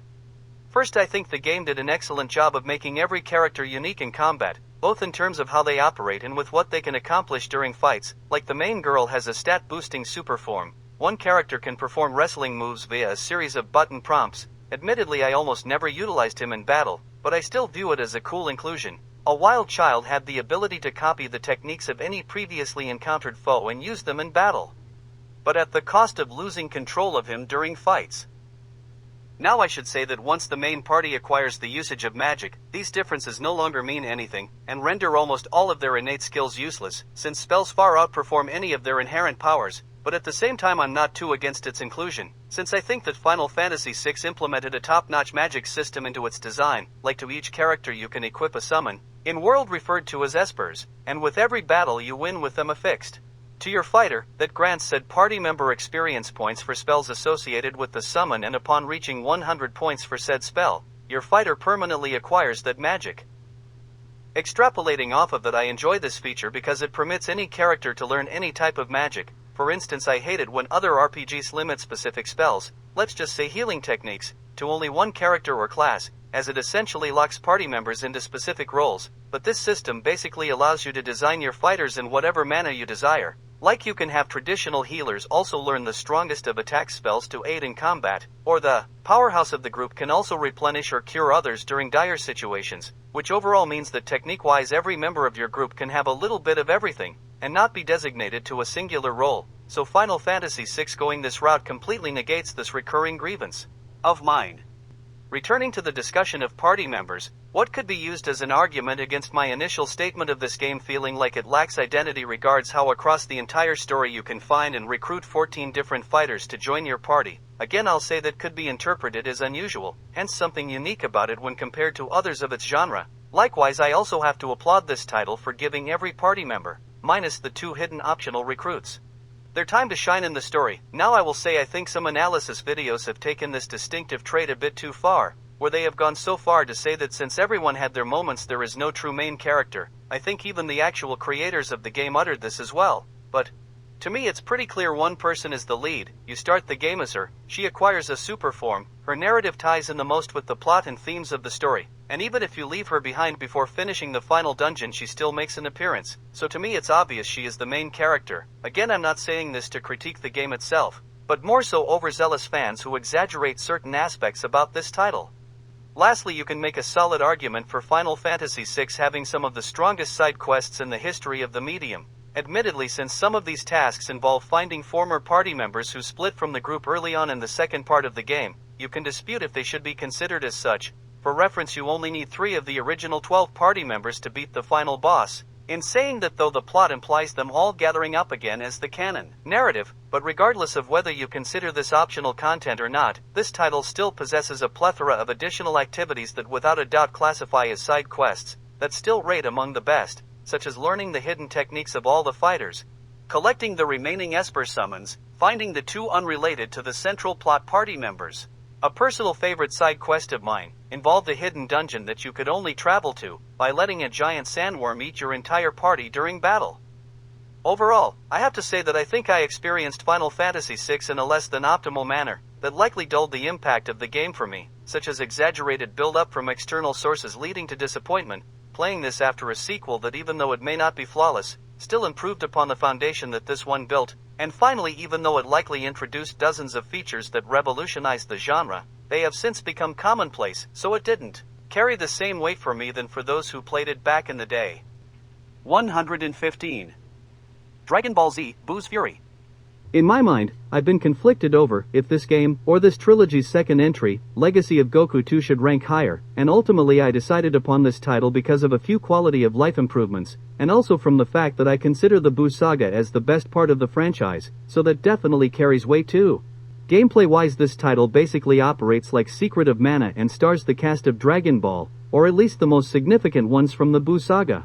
Now, that leads me to a point formerly in favor of Legacy of Goku 2, which regarded how I preferred its playable cast of characters, as it included Piccolo and future Trunks, whereas this title Boo's Fury substituted them for Kid Trunks and Goten, whom I see as lesser than their Cell Saga counterparts, not just due to their immaturity, but also from how they possessed a less interesting move pool, which basically had to create fake techniques for them. In spite of that, what made me change my position and ultimately lean towards Boo's Fury in the roster department pertained to how it allowed for fusion characters, 3 of them to be exact, 2 of whom can technically be utilized whenever, or at least past a certain point of the story/game. Essentially meaning that this title actually contained more available characters. Speaking of which, the playable fusions actually possessed the more complex and innovative techniques, or at least in the sense of upping the ante from the last installment. Beyond the cast, how this game also expanded upon what its predecessor laid out involved how it included more explorable worlds, as Goku's instant transmission allowed him to visit on command other realms such as Otherworld and the planet of the Kais, so it definitely felt like it increased the scope of the setting. What also crafted this into a more fun Dragon Ball experience revolved around how it didn't strictly follow the canon material, giving it wiggle room to play around with, such as being able to incorporate elements from movies like Broly the Second Coming and Fusion Reborn into the story. By the way, I also have to applaud the designers for adding the Otherworld tournament arc into the mix too. Besides that, it also altered a mainline narrative of the side characters gathering the Dragon Balls and exchanged it with the playable characters finding them instead, which besides giving the leads a greater prominence also introduced more interesting locations to traverse, such as pyramids, a castle, a pirate ship and aircrafts. Interestingly, this game allows you to witness the never-aired segment of where Gohan has to have his punching strength measured for the qualifying rounds of the World Tournament, and in it you can determine how much force he puts behind the blow, like if he holds back and lightly taps it, or if he goes all out and totally obliterates the machine. Anyway, I see this as a fun Easter egg. If you're a fan of the original series, you might appreciate how the game references entities like the pirate robot from the Red Ribbon Army saga and ghosts that look similar to fortune-teller Babas by having them serve as overworld foes. With the Dragon Ball Z anime, I consider the Falconer soundtrack the best music for the series, so renditions of it being utilized in Boo's Fury made me quite happy. Weirdly enough, something that would usually downgrade a video game would be ones that have lesser quality audio than its counterparts. In this case, this game's sound pales in comparison to its anime, but in this scenario I almost see it as beneficial, like since it has rudimentary pixel art and released on a tiny handheld console to boot, having less professional sounding music just meshed rather well with the visuals.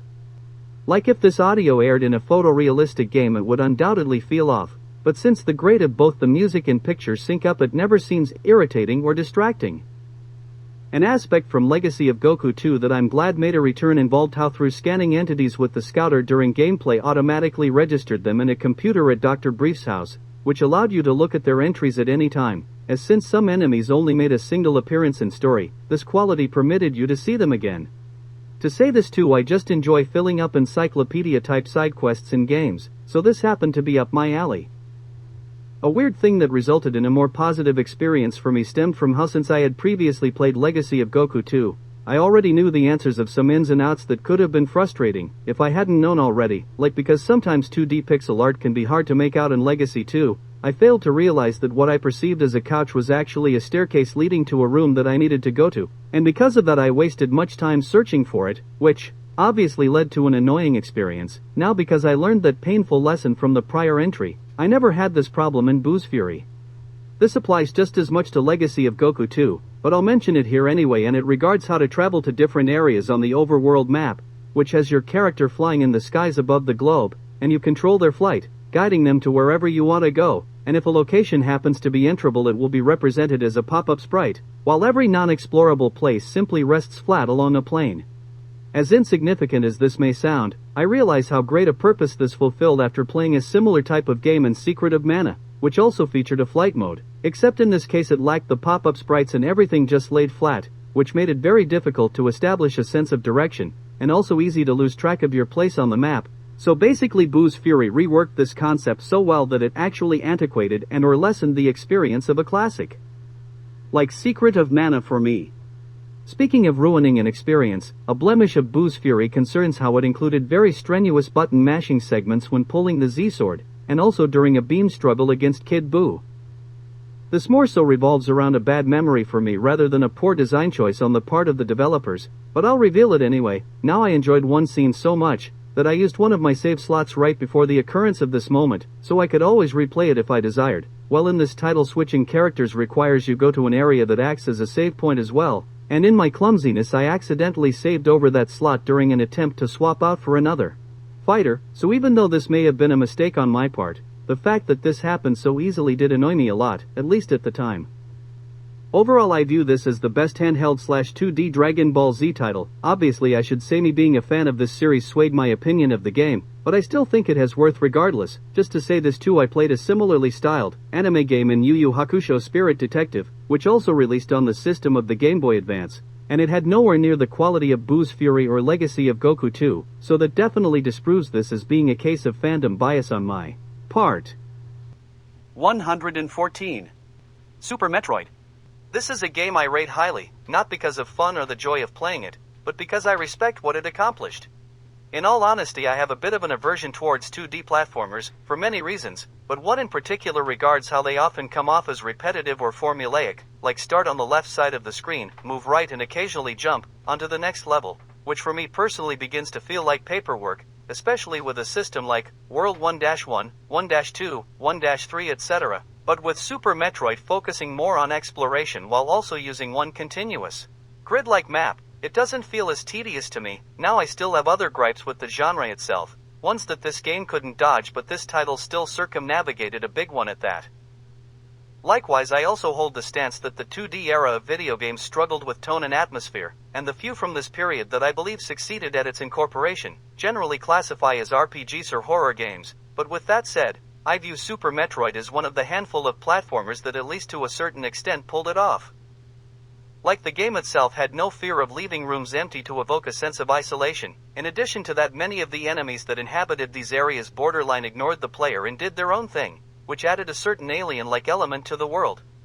One boss fight even managed a good heart-pounding horror sequence, as after you defeat it, a brief period of rest occurs, only for its corpse to rise, seemingly about to instigate a chase segment, just for it to collapse, which masterfully captured the essence and shock of a horror-themed game, while also misleading/pulling everyone for a loop at the same time. I admit I might lose a debate if I had to defend this belief, but I pretty much feel that the 2D era of gaming generally struggled at cutscenes, but from what I just mentioned, pretty much shows an example that they can. Now getting to the negatives, I have to say I'm not a fan of its movement, especially after a certain upgrade, which to be fair ends up neutralized with a subsequent one. Basically it can grant you an extra jump or two, but it requires following a specific rhythm, which can be hard to replicate when the situation calls for it. Like a scenario might require you to go upwards, but a protrusion blocks your path, so you have to jump to the side and then perform a second jump to get around it, to say. This too, many of these instances situate you from a weird position, which makes it all the more challenging. By the way, the controls can be quite unforgiving, as an accidental button press means you can't recover. To say this too, the occasional slowdown can also occur, which can disrupt your rhythm as well. Anyway, I dislike how this game requires extreme precision, and that grievance does not apply to only this scenario, like the grappling beam can only latch on to certain types of walls, and to cross one room requires you to consecutively swing across multiple rows of these targets, all while having to maintain a near-perfect accuracy. What added insult to injury regards how I only acquired a minor missile count upgrade after spending what seemed like an eternity in this room, so I'll just say some of the challenges of this game can feel incredibly unrewarding. What also rubbed off as tedious pertains to how many of these obstacles required the proper setup, meaning that if you failed on an attempt, you pretty much had to rearrange everything again, like to acquire another missile upgrade involved falling through a sand pit in an exact path, and if failed you would have to backtrack a lengthy distance to return for another attempt, so segments like these could prove themselves rather time-consuming if you make a single mistake. With this next topic I fully acknowledge I'm more so commenting on the fans of this franchise rather than the game itself. But when I see people praising this title it quite often backfires in their faces, like one time while watching a let's play of this game I heard someone disparage Castlevania Symphony of the Night for possessing a level up / stat boost system, and claim how Metroid relying solely on finding upgrades works as a superior format of gaining strength, since it emphasizes improving your skills instead, only to soon witness that same person obliterated like 20 times during a boss battle, so I just kind of hold the stance that some of this game's praise sounds better on paper than in practice. I remember another instance of this occurring while watching someone struggling to perform consecutive wall jumps. Admittedly I could be wrong, but I believe the person had just been praising Super Metroid's game design. On a similar note I've heard people compliment this title for teaching, directing and or providing hints on where to go through cues and environmental storytelling, rather than by tutorials. At face value I understand this rationale, as dialogue like press the X button to jump breaks immersion, or how quite often these lessons can go on for too long and feel like a waste of time by explaining too much, but at the same time I think people overlook how the Metroid method has its flaws too, as it opens up much room for misinterpretation, or that a cue can easily go unnoticed. Like one of the commonly cited examples of this for Metroid involves traversing a glass tunnel with a cracked open roof, that allows you to jump out of, to explore the outside area. Now from that you were supposed to deduce that you can break open upcoming glass tunnels too, but for me I did not read into that at all and just interpreted this as a sign for an upcoming boss battle, like I read this as, the protagonist lacks the strength to destroy this environment, but a monstrous boss could, so I'll probably have to face them a few rooms ahead. Another instance of this involved the wall jump. Now the protagonist has this skill at the start of the game, but if you never read the manual you might not realize this. Now the game intended to teach you, the player, this by portraying some background characters performing this same feat to escape the bottom of a pit. Similar to the glass tunnel I did not even pick up on this aspect at all. The first time I experienced this situation I didn't even notice the characters in the background, so since I reached a dead end I had no idea what to even do until I looked up a walkthrough. To be honest, if I played this back in the days before YouTube, I probably would not have progressed past that point and just dropped Super Metroid then and there. Anyway, I see this as another case of a quality that sounds good in an analysis video, but still comes with its own, and often unacknowledged issues too. Switching gears, this following logic applies to most entries in this series, but I feel the Metroid experience improves the later you make it into the story, and this definitely stands true in Super Metroid as well, like being able to reach areas previously inaccessible after acquiring new abilities or power-ups, definitely comes with great satisfaction / sense of progress. Besides the the game's fully upgraded protagonist can also bring a cathartic sense of feeling overpowered or indestructible, like one of my favorite late-stage abilities. The screw attack essentially finishes enemies just by jumping into them. Overall I do admire certain qualities of Super Metroid and admit that it has historical value, but I have to say the game just isn't for me, and if not for the community propping it up, I don't know if I would have even realized or even seen some of its more commendable traits, so I just feel like I have an artificial relationship with this Super Nintendo classic. 113. Hyrule Warriors. I'm writing this out of order, so I may have said this already, but with Wii U games I intend to discuss them at greater lengths on a separate video, so this may seem rushed or poorly articulated. Out of the few Dynasty Warrior style games I've played I view this one as the best, possibly because the other major one released relatively early in the lifespan of this fledgling genre, so it may appear as untapped in comparison, but anyway I still view this as the best. When I first looked into the content of the game I thought that it needed more, but when I tried it out myself I realized it contained way more than I expected, and I think it did a fairly decent job of representing the entirety of the franchise. For instance, in addition to the hack and slash combat, it incorporated the use of various other items from the series into the game, and in different non-fighting related ways I might add.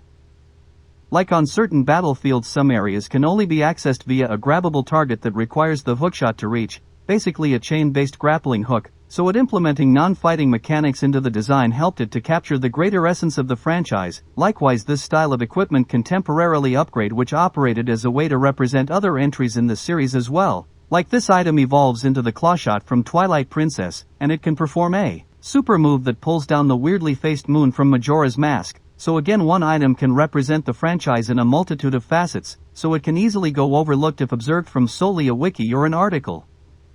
Similarly, the same applies to the playable characters, where in sheer number they might seem underwhelming, but if played you'll definitely think that they fulfill a lot more than one role.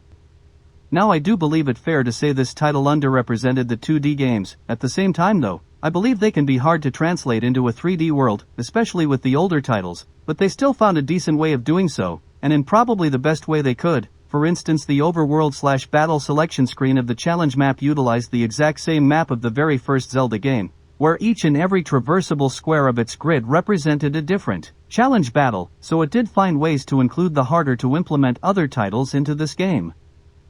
I will say the inclusion of a character or two seemed a bit forced, but again it may have been the only way to add something substantial from either game, so I'll give it a pass. On that note, even though I mostly think this game did a decent job of covering the whole franchise, I still kind of think the handheld titles needed a little more, especially since they have a bit more identity than the older games, like Minish Cap and the Four Swords Adventure share a villain, so incorporating him could have covered technically 2.5 games.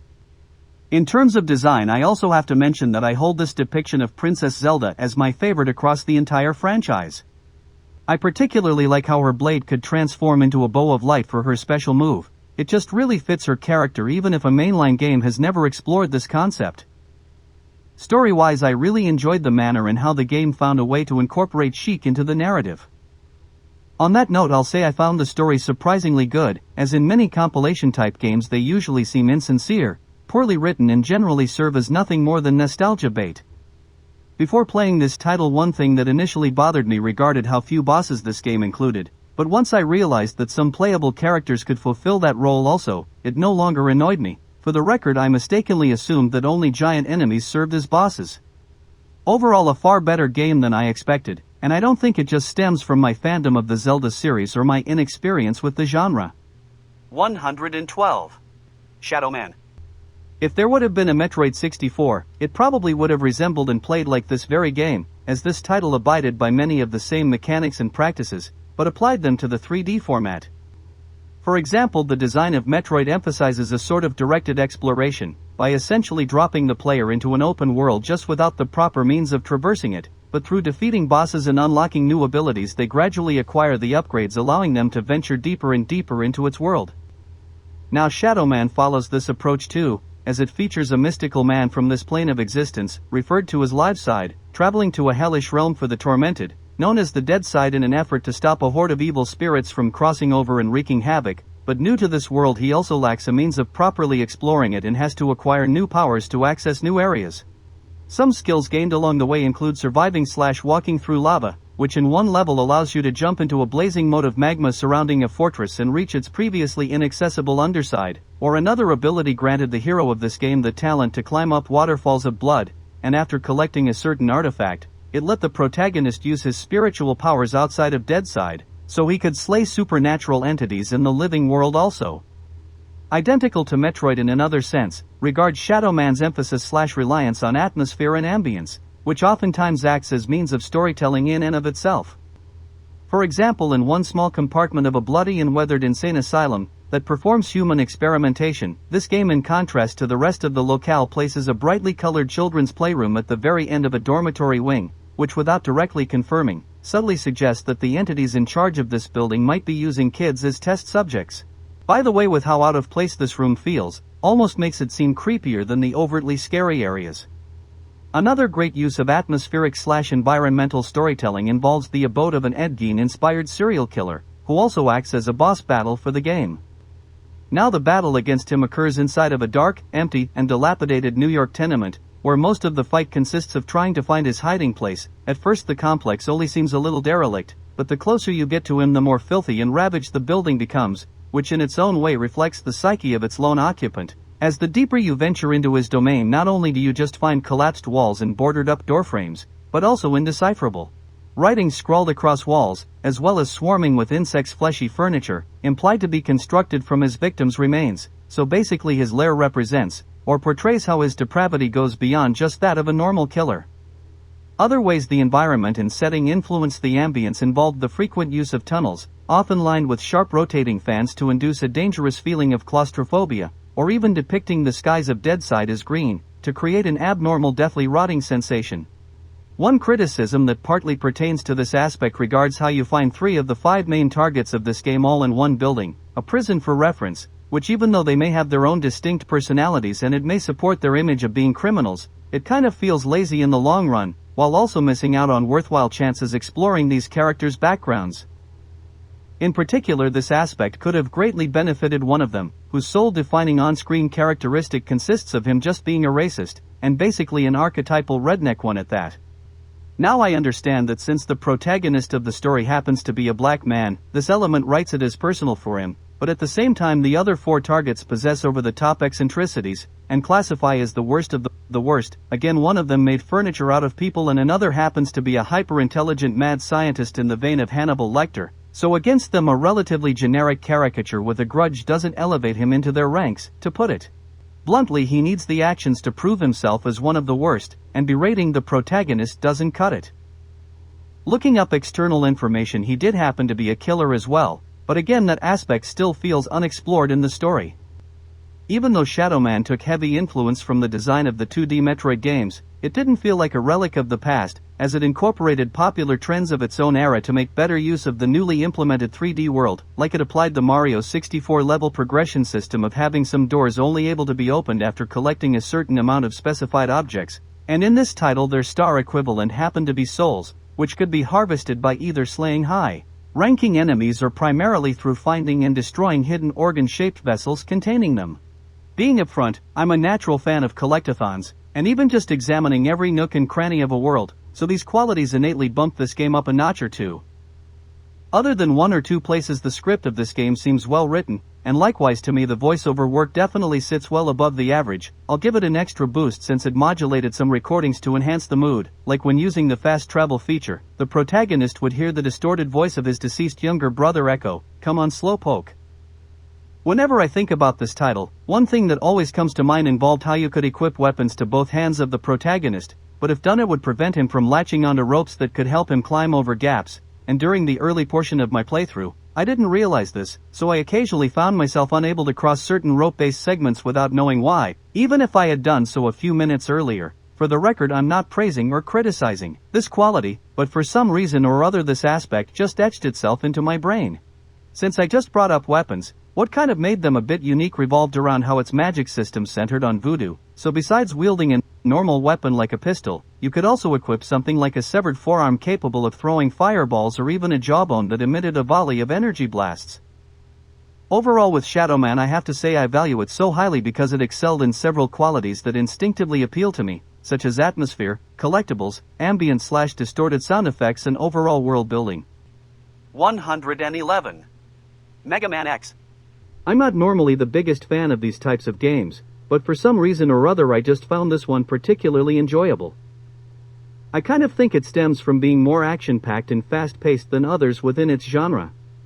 I do need to say the beginning of the game can be a bit of a pain, as the titular lead starts off a bit too weak. For those who don't know the machinations of this franchise, they generally open up with the option of choosing from around 8 different levels/bosses to challenge, and you can pick them in whatever order you desire. Now once you defeat a boss you acquire their signature ability, which can aid in later battles, as all of them basically possess a type advantage over another.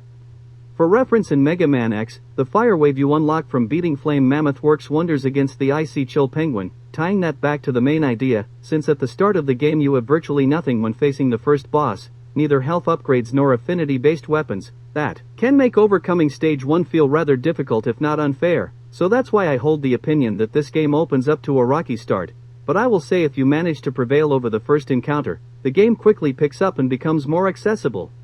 Interjecting this, and I must confess, I utilized save states to beat this game, and without my use of them I don't think I would have progressed all that far before I inevitably quit playing. So with this title I do have to admit save states unfairly swayed my overall experience towards a more positive direction by trimming some negatives that would have likely lowered its score. I say all that because even though I've resorted to save states with other games, none of them ever received as great a boost as it did here, so I do think that needs to be said as well. An area where I have to praise this game's design revolves around how the platforming actually feels like it's a part of the level. All too often with other 2D platformers, the obstacles they include just seem like random objects unnatural to the environment, like why would there be an out-of-place floating panel in the middle of an empty room? But here the foreground authentically matches the identity of the stage. Like in an area where you climb up the side of a building, you do it by using ladders and jumping upon retractable turrets that fire lasers at you, both of which feel innate to the location. Obviously many skyscraper-like structures would feature ladders as means of escape in case of an emergency, and of course the turrets serve as a line of defense, so their inclusion exudes legitimacy. I also commend this game for structuring each level so that it consists of more than just jumping from platform to platform. Like an underground level features riding a cart down a track, or another segment involves running away from an instant-kill excavator. A few other stages partake in piloting robots in order to plow through enemies. A few other brief examples include conveyor belts in a factory, or having to jump over bursts of electricity in power lines. By the way, I also have to say these aspects never felt like they hindered the experience, like I played other action-oriented platformers that in attempting to mix up the gameplay through including different styles just brought down the overall playthrough because of an odd segment or two. A wall-scaling boss fight from Super Turrican 2 comes to mind, so Mega Man X impresses me because it succeeded in a quality that many others do wrong. A criticism of this game, which frankly applies to the rest of the franchise, pertains to having to rematch all the original bosses towards the end of the story, which in all honesty just rubs off as unnecessary padding.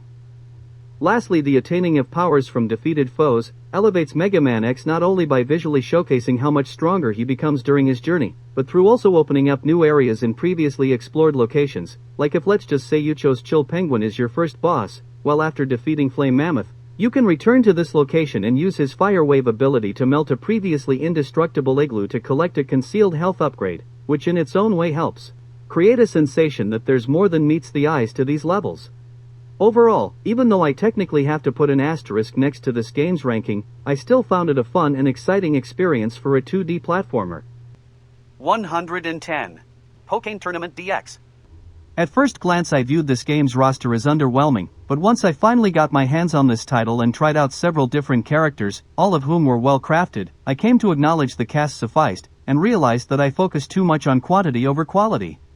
In general I prefer to play games on their console of origin, but as the deluxe edition, the Switch version, added more playable characters, one that I considered a favorite of mine, I chose this iteration instead. Now some characters' inclusions as fighters initially baffled me, but the more I thought about them the more I began to understand why they had been added. For example, I first perceived a Firefox who battles in the style of anime magical girls as a silly choice, like why would it receive preference over say a fighting-type Pokemon? But then I realized that due to its mannerisms and appearance it essentially fulfilled the role of a female character, so basically if a girl wanted to play as a girly character, this functioned as an outlet for them. Another character I questioned their inclusion at first would have been Krogunk, which I honestly view as the worst playable member of the cast, and from watching other videos frequently see this landing at the bottom of tier lists, but that aside it also expressed borderline obnoxious quirks, and even just from the fact that it's not a fully evolved Pokemon, though I guess you could defend its inclusion since it remained irregular in the anime, but just as with the first case it soon registered to me that for some reason nearly all fighting games follow an unwritten rule that they must include a comedic relief/joke character, and this occupied that slot, which even kind of accounts for its poor mechanics. I will say though I'm not a fan of the game including 2 Pikachus into the roster. I understand the necessity for at least one, since it happens to be the face of the franchise, and I even realize why it also had a wrestling form, since it represented a dress-up minigame from the remakes of Gen 3, and with this being a fighting game and all, but it should have just picked one or the other. I'm fine with Mewtwo's 2 variants, since the plot followed a gem corrupting its base form into Shadow Mewtwo, and once defeated it returns to normal. So having the Shadow version means making the antagonist playable, and the regular form works as a good way of saying you purified him. On another note, I will say the game underrepresented Generation 5, but other than that, it covered the rest of the franchise decently and felt like it acquired the necessary Pokemon for a fighting-themed game. Now I'm not a fan of Mega Evolutions, but in the context of this game, I'm fine with its inclusion, as to perform an ultimate attack, said chosen character must fill up a certain energy bar and activate a new form. For the record, many other fighting games follow a similar practice as well, so for its genre this concept just works, and its incorporation feels less intrusive. Plus this game really only included the better looking ones too.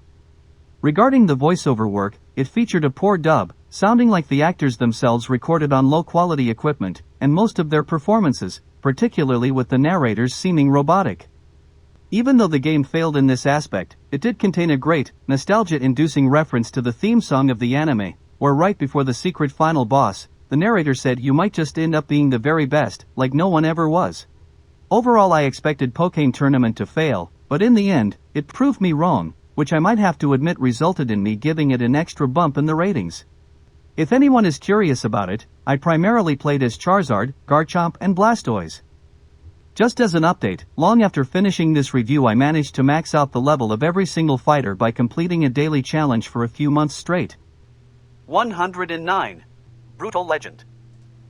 As I highly enjoyed the game Psychonauts, the prior work of this title's director, Tim Schafer, I held immense expectations for this game, even going so far as to pre-order it, and in addition to that the promotional material for this title utterly amazed me, as from what I saw its content basically resembled something akin to a 3D Legend of Zelda entry, but set in a world directly inspired by the genre of heavy metal music. On top of that too, even though I've never been the biggest fan of listening to music, if at the time I had to pick a genre as my favorite, heavy metal would have been my choice. Now, in spite of all that, I found myself disappointed in this game, particularly because it didn't exactly know what it wanted to be, and never went far enough at anything to satisfy me. For example, the advertising promoted this title as an adventure fantasy in the style of Zelda, which for the first hour or two it classifies as, but afterwards it transitions into more of a real-time strategy game, where you have to defend a concert-themed fortress, all while commanding an army against a horde of foes. Now, even though I consider myself a fan of this genre, I still don't believe it lived up to expectations in this regard either, my main reason being that it only possessed 3 different factions. Technically, since a glamorized evil rendition of the protagonist's own platoon existed, I'm willing to bump the total count up to a number of 3.5, but I still find that too small to satisfy me either. Getting back to the promotion, in the trailer I remember a scene that involved the protagonist encountering a character known as the Keeper of the Tree of Beer, which is a concept I found hilarious, especially for a heavy metal fantasy world, and because of that I assumed this site to be some sacred, grandiose, lore-intensive location, but in the game itself it amounted to nothing more than a brief minute or two side quest in a rather ordinary location, which I didn't even stumble upon till the post-game, because I remembered it from the trailer, so I intentionally sought after it. Again, another manner in how I felt the game failed to live up to the hype. Next, what also surprised me regarded how few boss battles this title had, virtually all either in the beginning of the game or nearing its conclusion, besides that the ones at the end were basically just fights against the respective faction leaders, who you can actually face during a few strategy matches in story mode. Now, even though perspective-wise a 1v1 clash looks innately cooler than one occurring during a massive battle, it still felt underwhelming and all-around ordinary. Especially for something serving as a climax. Being upfront, I kind of wished the final boss would have had a second stage where he transformed into a monstrous evolved form, because it would have raised the stakes from a typical battle and have the game go out with a more thrilling conclusion. On that note, I must admit you face larger, more monstrous, and distinct bosses at the beginning of the game. I remember one against a giant spider, but again, because that quality fizzled out rather early into the story, I can't exactly dismiss this complaint. Anyway, after all this talk, I must confess I sounded more negative about this title than I intended to. I truly enjoyed my time with this game, and with the aired complaints thus far, I'm not necessarily implying Brutal Legend failed at tackling them, but that it only performed decently at something that it could have been masterful with. Basically, I don't think it took any aspect far enough to live up to the word legend that its name bears. Switching gears, I wish to focus on some of this title's positives. For instance, I thought this game had a fun sense of humor and it incorporated the culture of heavy metal into it rather well, like the protagonist carried with him an electric guitar as a weapon, and in an Ocarina of Time-like fashion he could perform songs that affected the world at large, like one solo he played could comically melt off the faces of weaker foes, or in an obviously referential way conjure a Led Zeppelin to crash onto the field to defeat enemies. The abilities of other songs summon vehicles or rideable animals. Another side of its humor pertained to how it mocked the current age of heavy metal music, or at least the late 2000s to the early 2010s, where it depicted them as shrimpy rappers shamelessly and unpoetically admiring their girlfriends. Even though I acknowledge that I'm not the biggest fan of music, I must admit that it introduced a lot of good songs to me, so it did broaden my horizons in the end. Funnily enough, it probably earned me an A+ on my final project for my music appreciation class back in high school, where I used the song Frost by the band Enslaved to symbolically represent my early history with music. With that said, at the time it did disappoint me that some of the heavy metal bands that I highly enjoyed at that point in time had no representation, such as Metallica or Pantera, whom I liked during that age because their song Tens appeared in the first Dragon Ball Z Broly movie. But anyway, I kind of see that rationale is a bit petty on my part now, though maybe it might be fair to state that it attempted to cover a subject too big to handle, or at least do justice for. Lastly, I do remember that I took a lot of pleasure in driving the signature vehicle of this game, as it did an excellent job of emphasizing the power behind it. One scene worked particularly well when it featured Dragon Force's song Through the Fire and Flames playing in the background, which to be fair works well in almost any intense chase sequence. Overall, I view Brutal Legend as a good, but overly ambitious game that unfortunately could not live up to its own hype. 108. Red Dead Redemption. One of the conditions for me calling a work of art a masterpiece regards lessening the standing of something I formerly held in high regard, and unfortunately Red Dead Redemption fell victim to this, as a few months after playing this game I watched the infinitely superior war film Apocalypse Now. Besides that too, anytime I stumble upon footage of this title, I now visualize how dozens of Western movies exhibited many of the same ideas but way better. On a side note, what may surprise all of you watching this video is that my knowledge of cinema utterly blows my expertise of video games and even that of anime out of the water. Onto Red Dead Redemption's demotion. To start off, my favorite character/aspect of this game was the charismatic character of Dutch, who embodied the spirit of the Wild West, both the good and the bad, and as a way of fighting off modernity, civilization, and industrialization, he exiled himself to an Indian reservation. Now I compared this element to the movie of Apocalypse Now, because 30 years earlier it depicted a very similar character in Colonel Kurtz, who after witnessing the horror, abandoned the military, and ventured deep into the jungles of Cambodia, ending up in the position of a ruthless god king to a native tribe. As breaking down these two characters would easily extend this video an extra half hour, I'll quickly sum it up by saying, the identity of Dutch just conveys a surface-level theme of the past versus the present, without articulating upon what they represent, whereas the philosophy of Kurtz examines human nature under primal conditions and dives deeper by applying it to civilization and those untouched by modernity, so it understands what it actually represents, and why it is the way it is. After all that, I want to reaffirm I don't dislike Dutch or Red Dead Redemption. I still view him as one of the better aspects of the title. It's just I found something that blew them both out of the water. On that note, I have to say that through him, as well as with some other characters and aspects, the game exhibited an interesting quality in that even though it displayed the negatives of the era of outlaws and the age of the Wild West, it still evoked a sensation of sorrow to see it conclude, as it hammered home the idea of its cast belonging to an irreplaceable dying breed, meaning that once they're gone forever and nothing can replace them. I mention that because I looked up some footage to its prequel, which for the record I'll say I haven't played, nor do I intend to, and it almost gave me the opposite effect, of where it made me just want this era to end, because it made everyone seem so irredeemable. So I felt the original Red Dead Redemption did a good job at finding value in something that has its flaws. Though this next point somewhat contradicts my last topic, I'll argue that some characters' depictions, ones usually not representing the attitudes of the Wild West, came off so over the top that they felt unbelievable.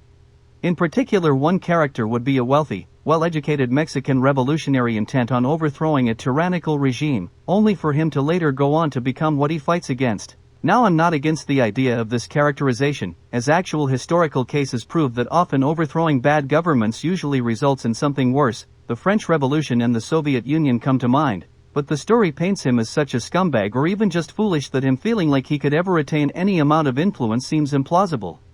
Like the first time you encounter him, the protagonist claims, he came at the behest of a woman, only for this supposedly charismatic man to not even disguise the fact that he doesn't remember her, like you would think that a person of this status would understand people or emotions enough to play off the fact they have no real recollection of this lady, or at the very least, not give off an immediate negative impression to someone responsible for your rescuing. So with this character along with several others who I don't have time to cover, Red Dead Redemption force-fed a theme down everyone's throats / overly emphasized a certain trait that just made their depiction cartoonishly evil or unrealistic. Since I just aired some grievances of mine against the main plot, I'll say several of the side stories actually told more interesting tales. A personal favorite of mine began as an old man innocently gathering flowers for his wife, only for it to devolve into one of the craziest moments in a video game developed by Rockstar Studios. Lastly, with this game, I don't want to spoil anything, but I'm almost obligated to say its story concluded fantastically, and continued on with an amazing epilogue that would make a film director like Sam Peckinpah or Sergio Leone proud. 107. Zone of the Enders, the second runner. Admittedly, when I played this game I didn't focus too much on its story, even though its anime-style cutscenes should have been up my alley considering the nature of my channel. But I'll just say I played this game in a suboptimal manner where its cinematics rendered improperly, and that's why I didn't pay all that much attention to the plot. Despite that, I still found the gameplay very engaging, as it revolved around your character who piloted a robotic mecha as he explored alien planets and spaceships. Large portions of the game also consisted of combating mythological-themed boss battles, primarily Egyptian, in an arena-style fighting game, where you mostly dealt damage with beam swords, but could also fight long-range with an array of laser-based weapons. What made both these qualities all the more dynamic regarded your robot's ability to fly, which vastly improved the movement and speed of the game, and made it a joy to play at least under most circumstances. Besides that too, it just made Enders 2 very freeing to play. Visually, Enders 2 can be very exciting to watch as its animation looks very cinematic and also used good camera angles, but at the same time some harder segments could take the fun out of playing it, like against the tougher bosses who by the way had an extremely high amount of health. You basically had to fall back and fire lasers at them from a distance to survive, which just felt like it unnecessarily prolonged the game. But anyways, when fighting weaker foes, ones that you can brute force through with a blade, they could be an absolute thrill to watch or fight against. On another note, many of the more intense bosses resorted to going overboard with the special effects, which again visually pleased, but often came at the cost of lessening the performance of such qualities like frames per second in movement. What will likely be a negative for most people, but in fact was a positive for me, or at least during my playthrough, involved how it featured a rather short campaign mode. Now, since at the time of playing I was in a rush with other projects, me finishing the story quickly, especially with its cutscenes not working correctly, was kind of like a heavy weight being lifted off my back. But again, I must admit that if not for those conditions, my experience likely would have been weakened. One particular moment that I liked the idea of, but thought it could have been implemented better, pertained to a segment where on a massive map you had to fight off several hordes of enemies all while keeping your own allies alive. Part of the reason for my dislike of this mission pertains to how the developers of this game clearly designed it as an arena fighter against a single target. And because of that, a level like this just feels poorly programmed, like despite being soldiers, your allies give you no help, fight stupidly and generally get themselves killed. So a level that intended to add variety to its content by assuming a more tower defense style really just felt like a poorly managed ordinary level and you having to do everything yourself. Or another aspect revolves around how the targeting system tends to not lock onto the enemy you've chosen to fight, which can easily derail your plans. Basically, a targeting system forged for one single opponent doesn't function all that well in this battlefield setting.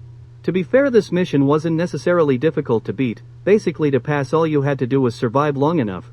But regardless, you would still receive a poor score if too many troops perished, so even if this poor level design didn't impact continuing on to the next stage, it still felt like it slighted you. Lastly, one thing that likely helped me enjoy Enders 2 more, regarded how I had little familiarity with other mecha-based games, so since it was new to me, I presumably found it more interesting and unique than if I had experience with the genre. Overall, even though Zone of the Enders 2 possessed a number of shortcomings, I still had fun with it, as under most circumstances it controlled decently, and above all else, there's just a cathartic pleasure in being able to pilot an overpowered, giant robot capable of mass destruction and have it fly around a wide open map. 106. Legacy of Kain, Soul Reaver. Stylistically, this game plays very similar to the recently mentioned Shadowman, and in all honesty I'd actually say I preferred my time with the latter. I'd even go so far to say I view its unlockable upgrades as superior to this one's as well. With that said though, Soul Reaver stands as the type of game where the more you put into it, the more you get out of it, which, as I feel like I didn't venture into this title with the proper, more analytical mindset, I realize I only experienced a fraction of its true worth, and know that this game has the potential to jump higher in the ratings, especially if I read more into its lore or maybe even tried out the prior entries of this larger franchise, while with Shadowman on the other hand, if I examined it any closer I don't think I'd find anything beyond its face value, and that's my argument for why Legacy of Kain Soul Reaver rates slightly higher, at least for now. Articulating on why I viewed this game's power-ups as the lesser of the two regards how they didn't seem as straightforward. Like with Shadowman, I'm rather confident in saying I could have eventually beaten it without resorting to the use of a walkthrough, since its upgrades served a more obvious purpose, while with Soul Reaver I know without one, I would have eventually shelved this game, and never completed it, since its abilities rub off as less direct, or specific. That likely would have resulted in me never finding the correct path forward. Believe it or not, around 20 years earlier I dropped this game's sequel for that exact reason. For instance, one skill involves teleporting to the mirrored spectral realm where occasionally an object from one world might change its shape in the other. In one case its use allowed you to bend large pillars, which in turn would create platforms for you to jump on to reach the top of an unclimbable wall. I understand that describing this aspect might make it sound cool to you all out there, but in a practical sense it kind of comes out of nowhere and can easily result in you not knowing how to progress forward. An ability with a similar drawback entailed gaining the power to phase through gates. Now, even though this technique involved a more specific object, its infrequent utilization makes it easy to forget by the time you actually need it. Plus, in this world it's not unbelievable that its design might decorate a boundary in such fashion, meaning it may not seem out of place enough to provide you a hint forward. An area where Soul Reaver utterly dominates Shadowman would be with the bosses, as they absolutely excel in design, presentation, and with how they fight. Like the appearance of the first boss composes of a bunch of decomposing corpses assuming a grotesque bull-like shape, and to best him in combat you have to utilize the entrance gates of his circular prison-like chamber to pin him down and later seal him inside, while you collapse the roof on top of him. Or another interesting-looking boss occurred in a fleshy room resembling the insides of a body and fused to the wall on the far end, dwelled its master, a cadaverous mantis-like monster. Even how the protagonist stumbles upon these larger foes rub off as cool too. For instance, one lumbering humanoid entity sits sealed to the throne of a king, and to initiate the fight you have to communicate with him in the spectral realm, and then after returning to the normal world, pull out stakes from his body to awaken him, so this presentation served as a good build-up to his eventual fight. Again, the bosses of Soul Reaver easily trounce those of Shadowman and in virtually every facet too, in saying that though I would argue the worst boss of this game, which could easily be confused for a common enemy, sits beneath any boss of Shadowman, but once more I reiterate that the good ones strongly make up for this difference. In terms of environment and ambience I basically view it as nearly on par with Shadowman. Like I just mentioned how the domains of the bosses looked fantastic, but them aside the game still added other elements to its world to make it appear more creative, like with a church-themed area, which could have been a level in its own right. This title instead decided to submerge it underwater and greater emphasize platforming elements to move around where you had to jump and glide to any structure, peeking out of the abyss. Likewise, to give other locations personality or atmosphere, the game provided them with mood-altering effects to influence the tone. The spectral realm had a bluish tint to make it seem otherworldly, or a factory-like area heavily employed the use of the color green to present it as feeling tainted or toxic. What might be the strongest quality of this game regards how well the voice actors performed, where everyone spoke their lines with the vocal prowess of Shakespearean actors. Honestly, they could read the phone book and make it seem stimulating. Just as with Shadowman, this game distorted some voices, namely the more monstrous entities, which definitely gave them more personality and helped them feel inhuman. Shadowman has a good dub, but Soul Reaver totally blows it out of the water in pretty much any other video game for that matter, as it's a strong contender for best voiceover work of any game overall. Speaking personally, I found the acting so high quality that it actually kind of distracted me from paying attention to the message of what they conversed about. Correspondingly, the script of this game also vastly surpasses its aforementioned counterpart, where much of its dialogue could easily be misconstrued as originating from some of the finest works of literature. Final statements: as a video game, legacy of Kain Soul Reaver requires great investments for max enjoyment, on multiple fronts too, whether it be the complexity of the map's layout making navigation difficult, or its complex plot and background rendering it a hard story to swallow. But overall, if you're willing to dedicate the time, it will pay you back in dividends. 105. Metal Gear Solid 2, Sons of Liberty. I'll utter a similar line again for a different video game later on in this video, but to say this here as well, in the past everyone treated this title unfairly for taking some risks that clandestinely held some artistic merit, but now that many people have become aware of its subtle depth, some analysts have wildly blown this game out of proportion in terms of ratings, and allowed an admittedly good segment to completely overshadow the fact that some of the old criticisms of this sequel actually carry legitimacy. Now, the vast majority of the story occurred in an area known as the Big Shell, which consisted of several hexagonal-shaped buildings that primarily followed an identical design with few differences in between, most of which resulting from environmental damage, stuff like flooded rooms or destroyed external bridges. Since the bulk of the setting felt so similar, this made the experience of traversing the map a bit repetitive and boring, not to mention the backtracking also added insult to injury. Basically, one objective entailed returning to old locations to defuse a certain type of weapon.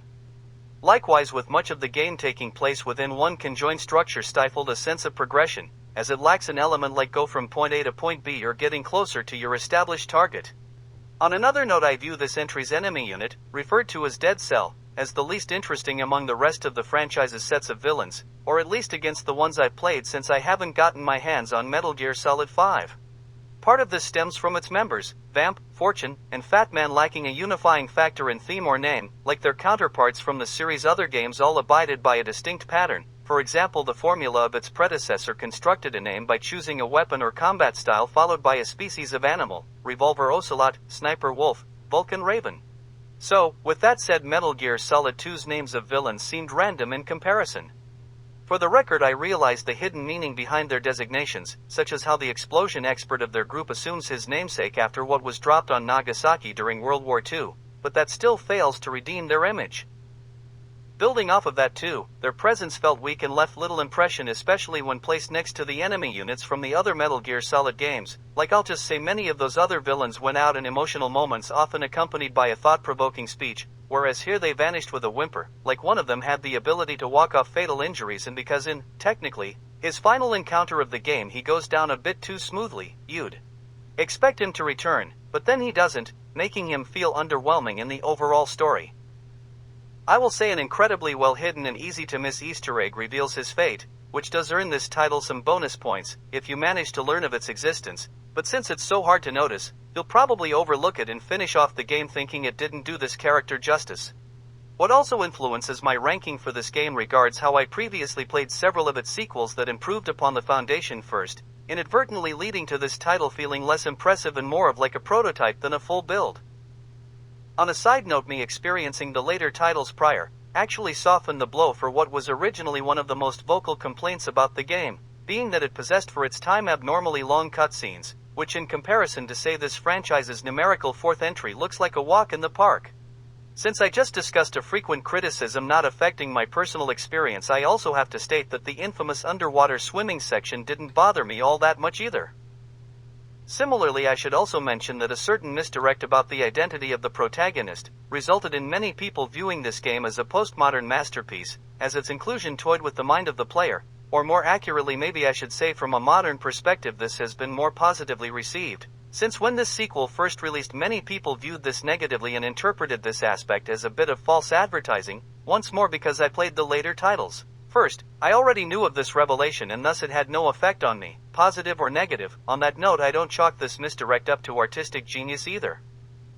In general, what many consider as the most iconic portion of the game involves the stripped of all his clothing, meaning symbolically vulnerable protagonist and or the player receiving many strange and harassing messages, some of which break the fourth wall, from artificial intelligence posing as previously important characters in the story. As a sample, the commander of the hero directly tells the player to turn off the video game system. I should also mention that on occasions the faces of the fraudulent allies will deform and assume a skull-like look. In contrast to the previous point, I actually agree and consider this the finest moment of the game, as many of the ideas explored during this scene induce you, the player, into a similar sensation of what the protagonist should be experiencing as well. Like prior plot points exposed the protagonist as being tricked and or led astray, and when a person or entity who previously provided good advice to you, the player, suddenly starts ordering you to turn off the console, your mental state will likely sync up with the hero of this title. Basically, the protagonist feels invaded, and you, the player, will as well. Besides that too, this concept in general just produces a creepy atmosphere in an artistic way, so I like that aspect as well. In saying all that though, I think some analysts have taken a certain theme or idea of this segment a little too far, basically treating it as if it revolutionized art or revealed forbidden knowledge to the world, as towards the climax of this moment, it gets revealed that artificial intelligence has loosely placed people in their own philosophical bubbles/echo chambers to isolate them from reality. Now, since this dives into spoiler territory, I explained this moment very broadly to not ruin it for those who might wish to experience this game themselves, but anyway, many analysts use this concept as an argument to say Metal Gear Solid 2 correctly predicted the future, since I'll just say some social media websites operate in a similar manner. Now, in my opinion, I'm not calling it false per se, but I think it threw out such an expansive idea that it can be stretched in such a way to make it look more exact than it actually is.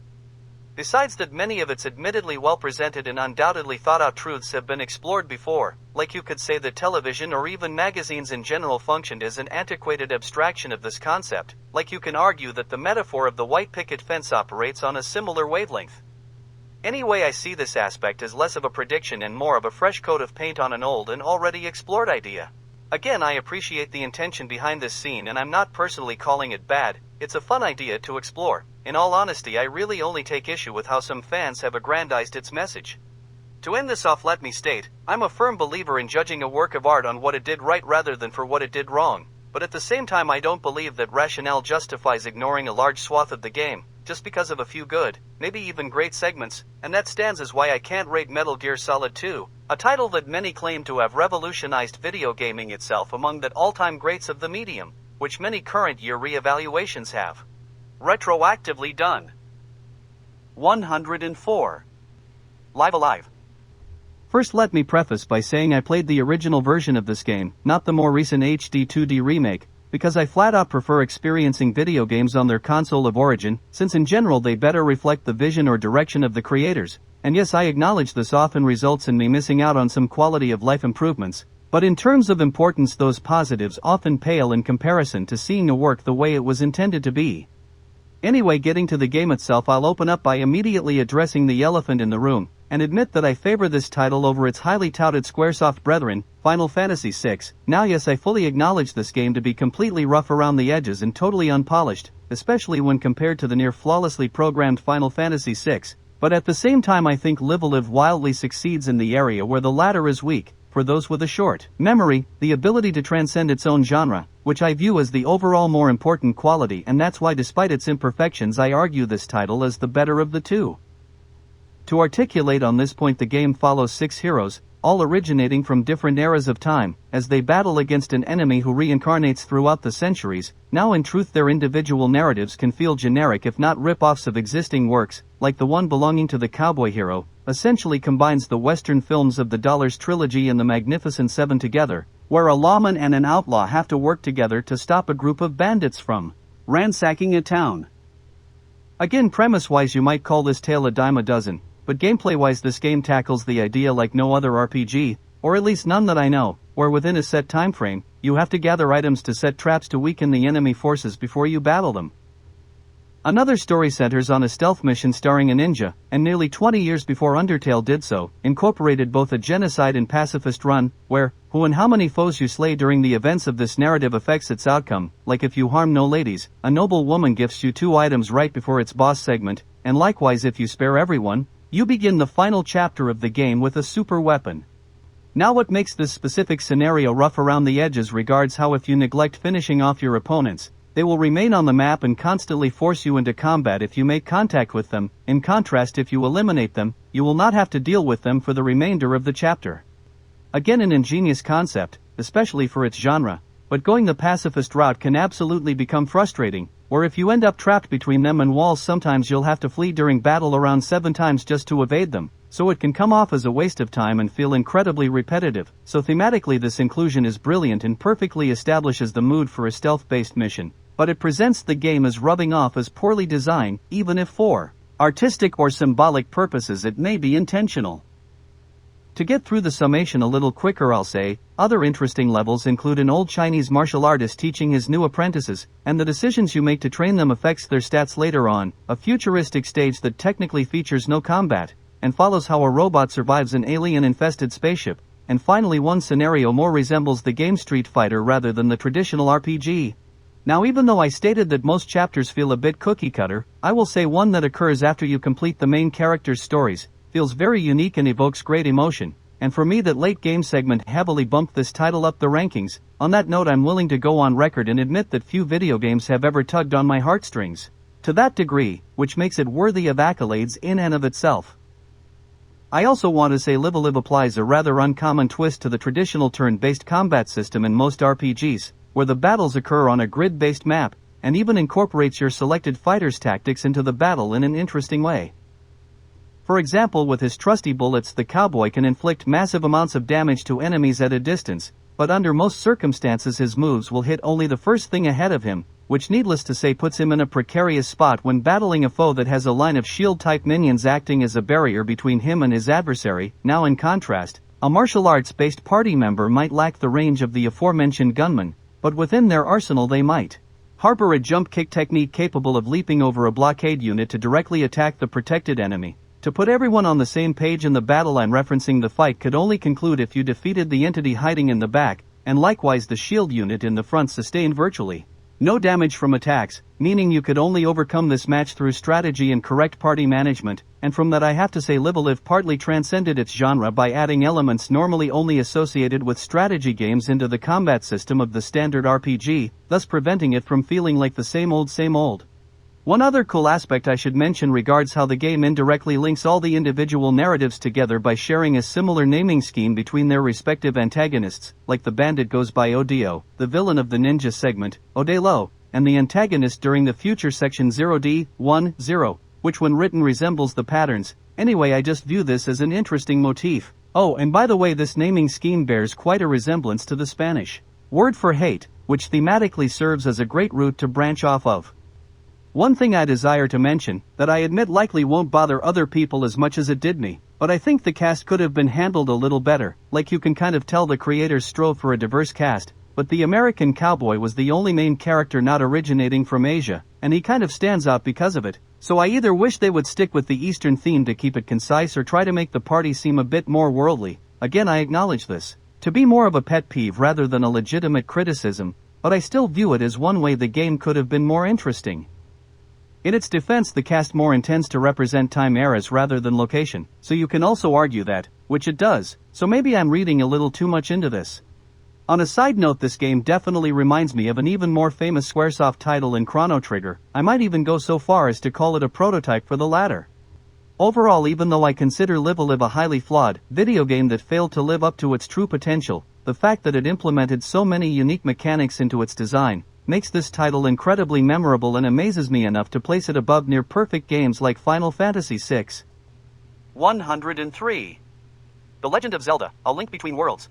Technically, most of the Zelda games classify as sequels in some form or another, as the majority of them usually build off of prior events from their predecessors, but in particular this title went beyond just continuing an overarching story of the franchise and instead tried to recapture the spirit of its main basis, The Legend of Zelda, A Link to the Past, through practices like reusing a near-identical map, employing many of the same structural conventions and going so far as to virtually give it the same name. On to the question of how it stacks up. Now, as controversial as this may sound, I think A Link Between Worlds utterly blows its basis, which many argue is one of the greatest video games of all time, out of the water. For example, I always viewed A Link to the Past as being weak in the cast department, like one of the main quests of the game entailed rescuing 6 maidens, and other than the color of their dresses they looked exactly the same. Likewise, they also lacked discernible personalities or established traits to make them interesting or different from each other. Now, in contrast, A Link Between Worlds distinguished their equivalent set of characters, referred to as the Sages, to make them far more memorable. For example, one of them happened to be a cute young witch girl, attracted to the protagonist, but too shy to admit it, who after a foreboding premonition willingly offered to act as a means of fast travel for him via her broomstick. So prior to her revelation as a sage, the story established her a distinct personality and appearance, a relationship to the protagonist, and gave her a history. Adding on to that, the other sages all possessed an equal degree of uniqueness, such as how another one of them happened to be a non-human queen to a race of fish people, who previously granted the hero an item allowing him to swim, after he found and returned a precious stone to her. So again, worlds made their equivalent characters unique and important, which made their subsequent rescuing all the more personal. A Link Between Worlds repeated another aspect of its basis through the incorporation of a parallel Dark World variant of the main map. To start off, Worlds had a more fun way of going about with it. Like almost all Zelda titles take place in a country known as Hyrule, so this entry played upon that name by calling their parallel world Lorule, which on implication alone already works wonders, as the environment itself mimics its counterpart, albeit in a darker, more desolate way, so the changing of prefixes actually reflects their worlds.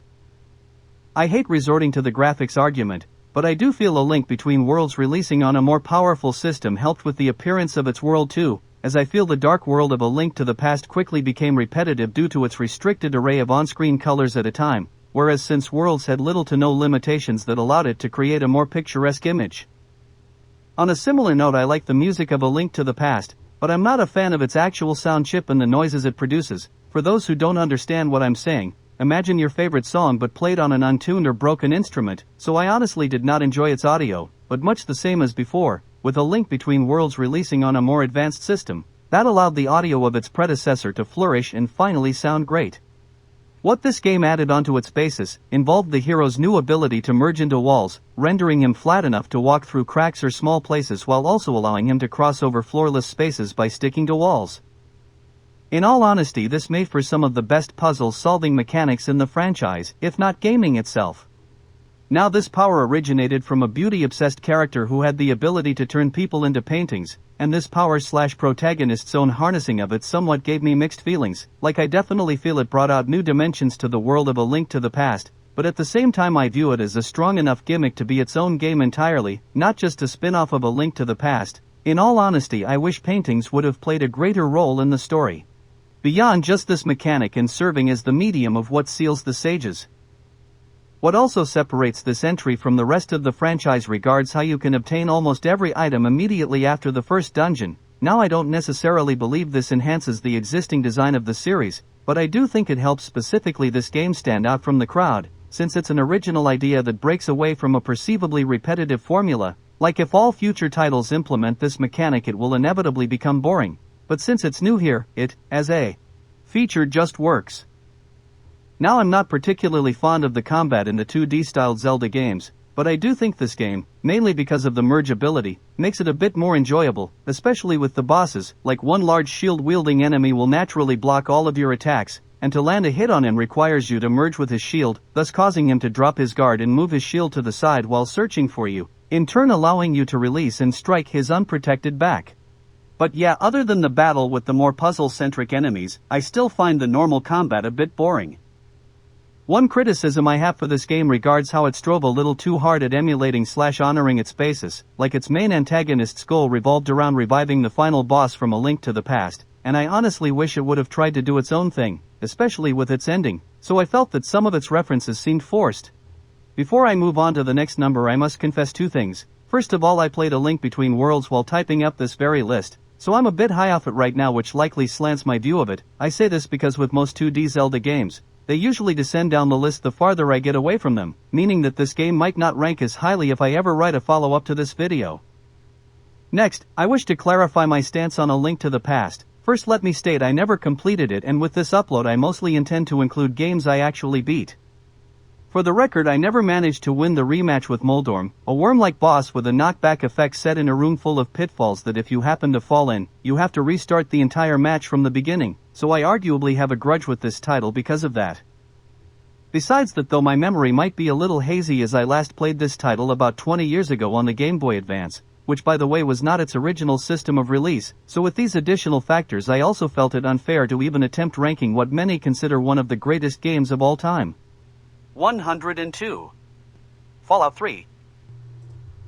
With this game, it never wowed me to the extent that it did with so many other gamers, or at least when it first released, as since many have become more critical of this title, but nonetheless I enjoyed my time with it. If I remember correctly, I actually had more fun during my second playthrough, since I better understood the inner workings of the game's mechanics and exploited them to create an utterly broken character.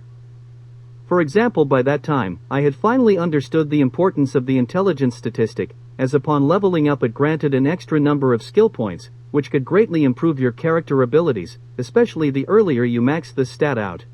Likewise, I learned that fully upgrading a stat at the beginning of the story was a bad idea, as you could discover an item, a bobblehead, that could provide an extra point to whatever statistic it represented. In other words, I realized I wasted a point by maxing out a stat at the beginning of my prior playthrough.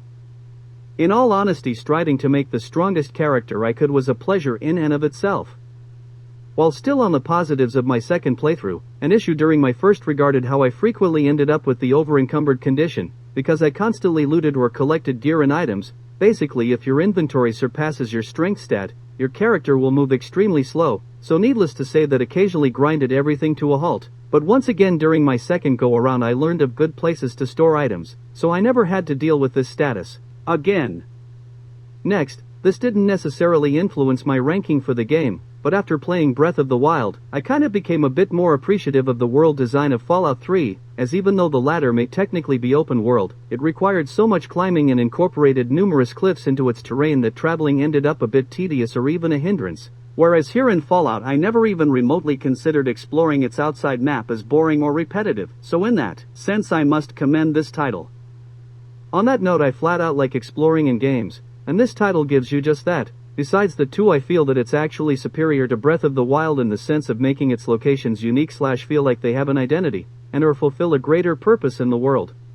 For example, you can find a town with a giant unexploded nuke at its center. If you go north, you can stumble upon a desert oasis, whose residents worship a creature who mutated into a talking tree. Across the river, you'll see a city built on top of a battleship.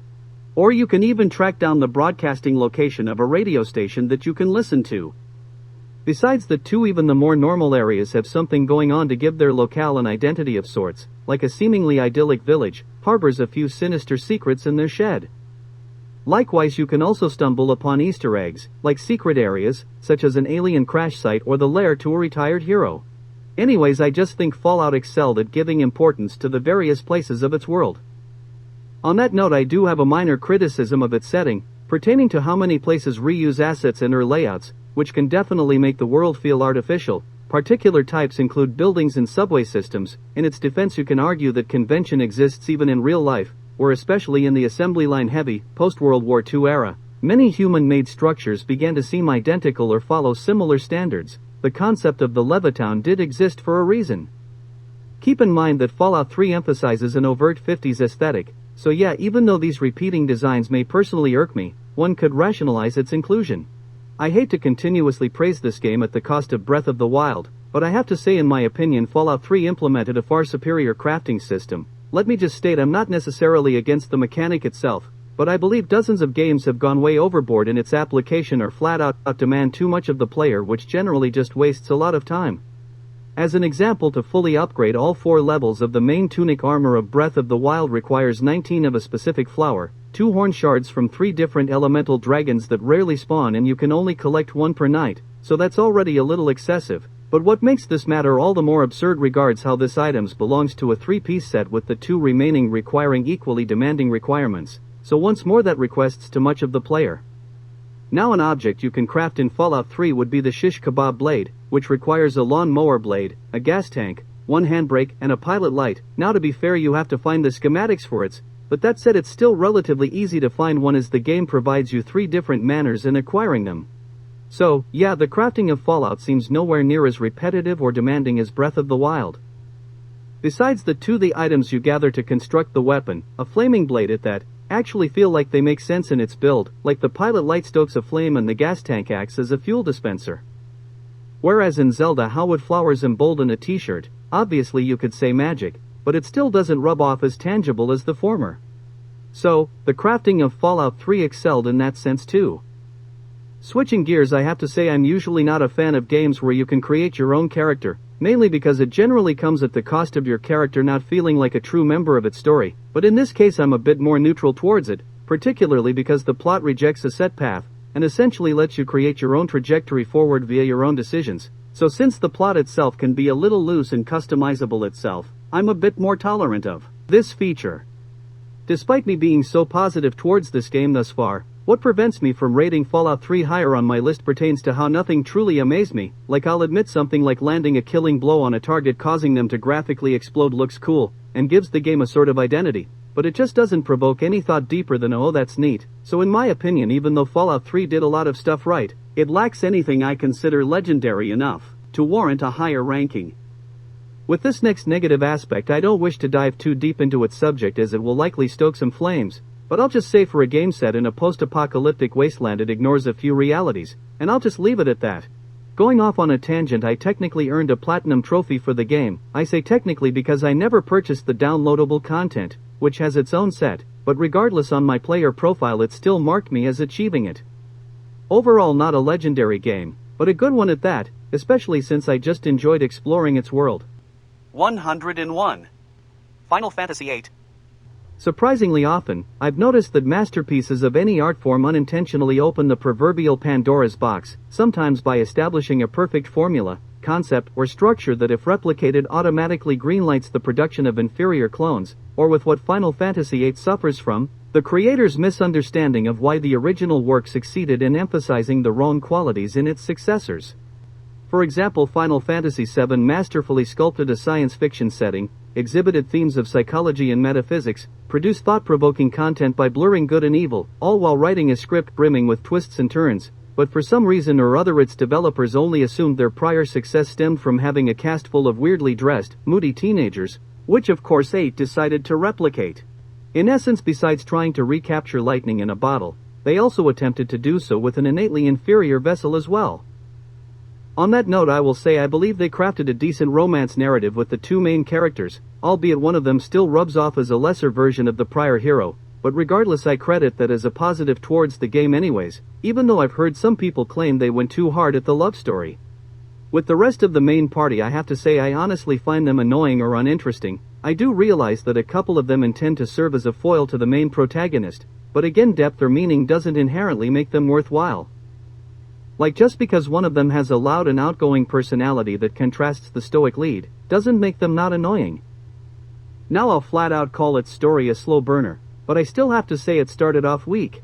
For me personally, I detested how it began in a school setting, as it made everything seem too regulated. Like most of the party members that accompanied the protagonist throughout his journey happened to be his fellow students, and they joined the crew almost immediately. Basically, instead of slowly meeting and gaining new comrades from different locales, they all joined up with you at the start, which kind of lessened the sense of adventure or progress that the typical JRPG game possesses. Besides that too, the overly complex combat system required a lengthy and text-heavy tutorial to decently explain everything, which even then can still be hard to grasp. Now every Final Fantasy title to a certain extent changes their own battle systems from previous releases, but this entries, known as junctioning, really overcomplicated it by completely overhauling many standard JRPG conventions. Like, instead of how normally in this genre you learn new abilities by leveling up, this game for some reason forces you to siphon, referred to as drawing in its lingo, limited quantities of them off of enemies during battle, and subsequently use them as a sort of ammo. So basically it substituted the use of mana/magic points from many similar titles. Besides, the two junctions also assumed the intended role of equipables in the game too. Like in most normal titles of this genre, if you desire to increase the stats of a playable character, let's just say defense, you might equip some armor, but in Final Fantasy VIII, to enhance any stat you instead attach a siphoned off junction to it. Let me say, even though junctions overcomplicated the design of the battle system, I won't necessarily call it bad, maybe poorly explained, but again not bad. Like, once I understood its mechanics I virtually became unstoppable. Like, I beat a hidden super boss on my first try without any preparation, just because I organized the perfect setup for junctions. With that said though, because of its difficulty as a system to learn, as well as from the time required to acquire the right draws, also stands for why I viewed Final Fantasy VIII as a slow burner that improves the deeper you get into the game. What also tarnished the start of the game involved how after its lengthy tutorial you had to learn how to play a card game, known as Triple Triad. Again, I hold a similar opinion to it as with the junctions. Now once more I eventually came to enjoy this mini-game, but the story introduced it at an undesirable time, which ruined its initial impact. Like, immediately after enduring a wall of text detailing the battle system, you had to read another drawn-out and complex set of rules explaining what, at the time, seems like a superfluous card game. So again, explanation prevented you from getting to the actual game. With the love story plotline that redeems the script, even though the second party of this pair joined the gang relatively quickly into the story, it still took some time for it to gain traction. Like, the trials to advance this relationship to the next level didn't come till after the halfway point of the game. What also helped the plot of Final Fantasy VIII blossom later on in the story, centered on how at certain points the focus shifted away from the main cast and instead followed a secondary group. Now during its first occurrence it will seem random and unnecessary, but after revelations tie these two narratives together, this substantially improves its overall story. A good way of putting it would be by saying it depicts the protagonist not making the same mistake as a predecessor of his by letting something important slip away from him, so it thematically completed something that should have happened at the past. Another cool element that paid a hefty dividend later on in the game involved a moment where you named a necklace, which at the time will rub off as an insignificant event, but during one of the final stages of the last chapter, what this represents makes an appearance. So because something that you've likely forgotten by that point proves itself important in the overall scheme of the story, further works this title into more of a long-term investment in the appreciation department rather than just an instant gratification. I admit this next statement might sound like I'm rubbing salt into some people's wounds, but because I feel it sets the tone for my experience I need to say it, and it's that while playing the game, I actually rated Final Fantasy VI above 8, until about the halfway point through Disc 3, then 8 quickly overtook 6 in the rankings. I'm not saying that to badger Final Fantasy VI or its fans, but to me it substantiates my prior claims and highlights when I believe the game started to pick up. Another oddity in this entry of the franchise regarded how enemies level up alongside you. Like in most cases for this genre, foes designated to specific areas remain stagnant in stats regardless of your current level/place in the story. Like if you return to a previously visited location, you can pretty much obliterate any opposition, whereas here, enemies encountered early on in the game can still pose a threat to you even in the later parts. This feature has a few positives, but also some drawbacks as well. Like this aspect eliminates the necessity to level grind, so you can deal with upcoming foes, but at the same time this makes some enemies, one in particular, borderline unbeatable unless you do your research on how to win. The foe I'm referring to happened to be a speedy plant-based combatant that with one frequently spammed attack inflicted every status ailment upon you, leaving you paralyzed until it inevitably game overs you. So again, this feature had its ups and downs, but I do feel it gives this game some identity.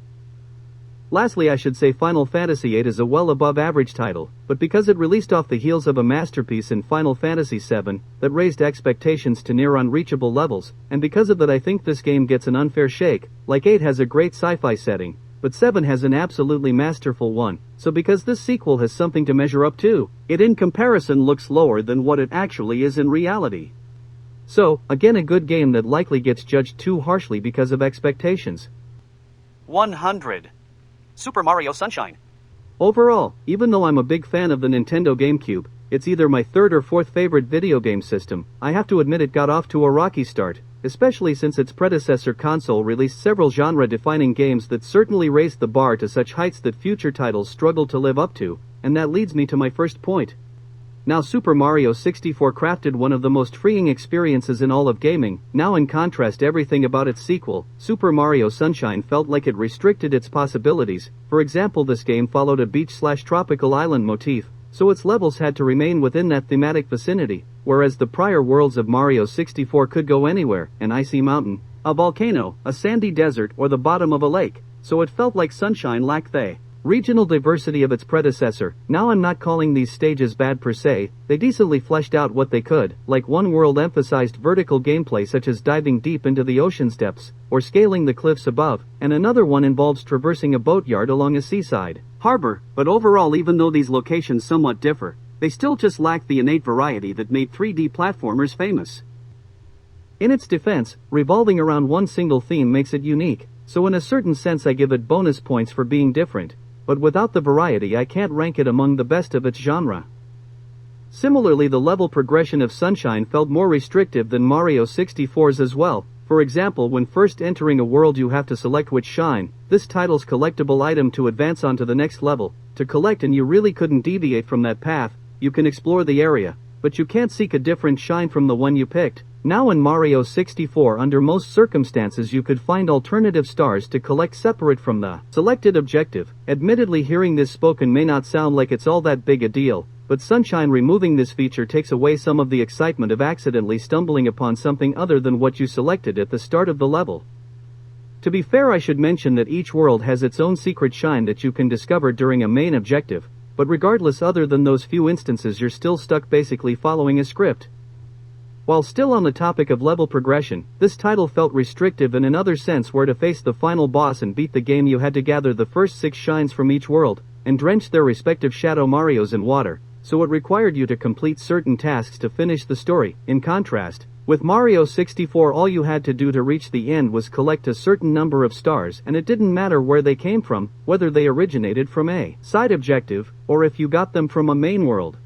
Now this gives Sunshine an overcast because it locks you into a specific path, and if, let's just say, you struggled with a certain objective, such as defeating the manta at Serena Beach, you couldn't beat the game, even if you managed to complete every side mission. So once again, Super Mario Sunshine rubbed off as less free than its predecessor. In its own way, the movements of Sunshine seemed more shackled than its predecessor too, and this goes beyond omitting the iconic long jump. For example, compare how you soar into the air between both games. In 64 you grab a certain hat and suddenly you can literally fly anywhere, while in Sunshine the similar power-up just served as a propulsion device to launch you upwards, so basically it limited you to one single direction. To give credit where credit is due, I will say I like how the newly introduced item, known as the Flood, allowed you to temporarily hover, which is a feature I do think improved the platforming. Another capability of the Flood granted Mario the power to spray streams of water as a sort of attack, but as an additional use it allowed Mario to clean dirty areas. Now even though I enjoyed this aspect overall, I still view it as wasted potential, because times that utilized this feature felt far and few between. Lastly, the most irredeemable feature of Super Mario Sunshine regarded how it contains several notoriously difficult levels, a few of which were requirements to beat the game. For me, one of the absolute worst ones was an optional side mission that operated as a pachinko machine, which I think may have had a glitch in its mechanics. I also need to say I found the Shadow Mario segments tedious and time-consuming. I'm not insinuating them as bad per se, but since they occur in each level, and require a lengthy chase sequence against an entity that moves as fast as you, it just starts to feel like bloat real quick. Overall, I do appreciate the experimental nature of Super Mario Sunshine, but for every good or creative idea it had, a negative one, be it an inherent design flaw or poorly optimized mechanic, counteracted those positives and ultimately brought this title down a notch or two. 99. The Legend of Zelda Echoes of Wisdom. Being upfront, I've only played about half of this game thus far, as this happens to be the cutoff point for this video and will be the last gameplay before uploading this list. Now I'll flat out admit I'm breaking the rules with this, since I wanted to have completed, or at least experienced most of the content of all included titles, but since it addressed an issue I mentioned with an upcoming entry, I feel a compulsion to address this subject. Now in my essay for Breath of the Wild, I described my dissatisfaction with it, including too few tribes and or friendly species. Believe it or not, I suggested adding in the Yetis introduced during Twilight Princess, into the mountainous snowy region, and oddly enough Echoes of Wisdom integrated them into the territory/story of the game. I just wanted to get this out there that I wrote that passage before this game even released, so it's purely coincidental and not me trying to steal credit. With that out of the way, Echoes of Wisdom went the extra mile in correcting what I personally considered a weakness in Breath of the Wild, as in contrast every region had a unique tribe native to the area. I deemed that of importance because it helps establish the fantasy element for this world. Next, what works surprisingly well with this title regards its rationale for exchanging the normal playable character of Link for Zelda. I mention this because without the proper context this would just feel awkward, like why would a princess not have an escort, or be recognized by the populace? Well, not to spoil anything, but the game finds an excellent excuse for her serving as the main character. I'll just say an imposter forces her out of her kingdom and puts her into a position that she must conceal her identity, hence why many promotional images depicted her as donning a face-covering hood.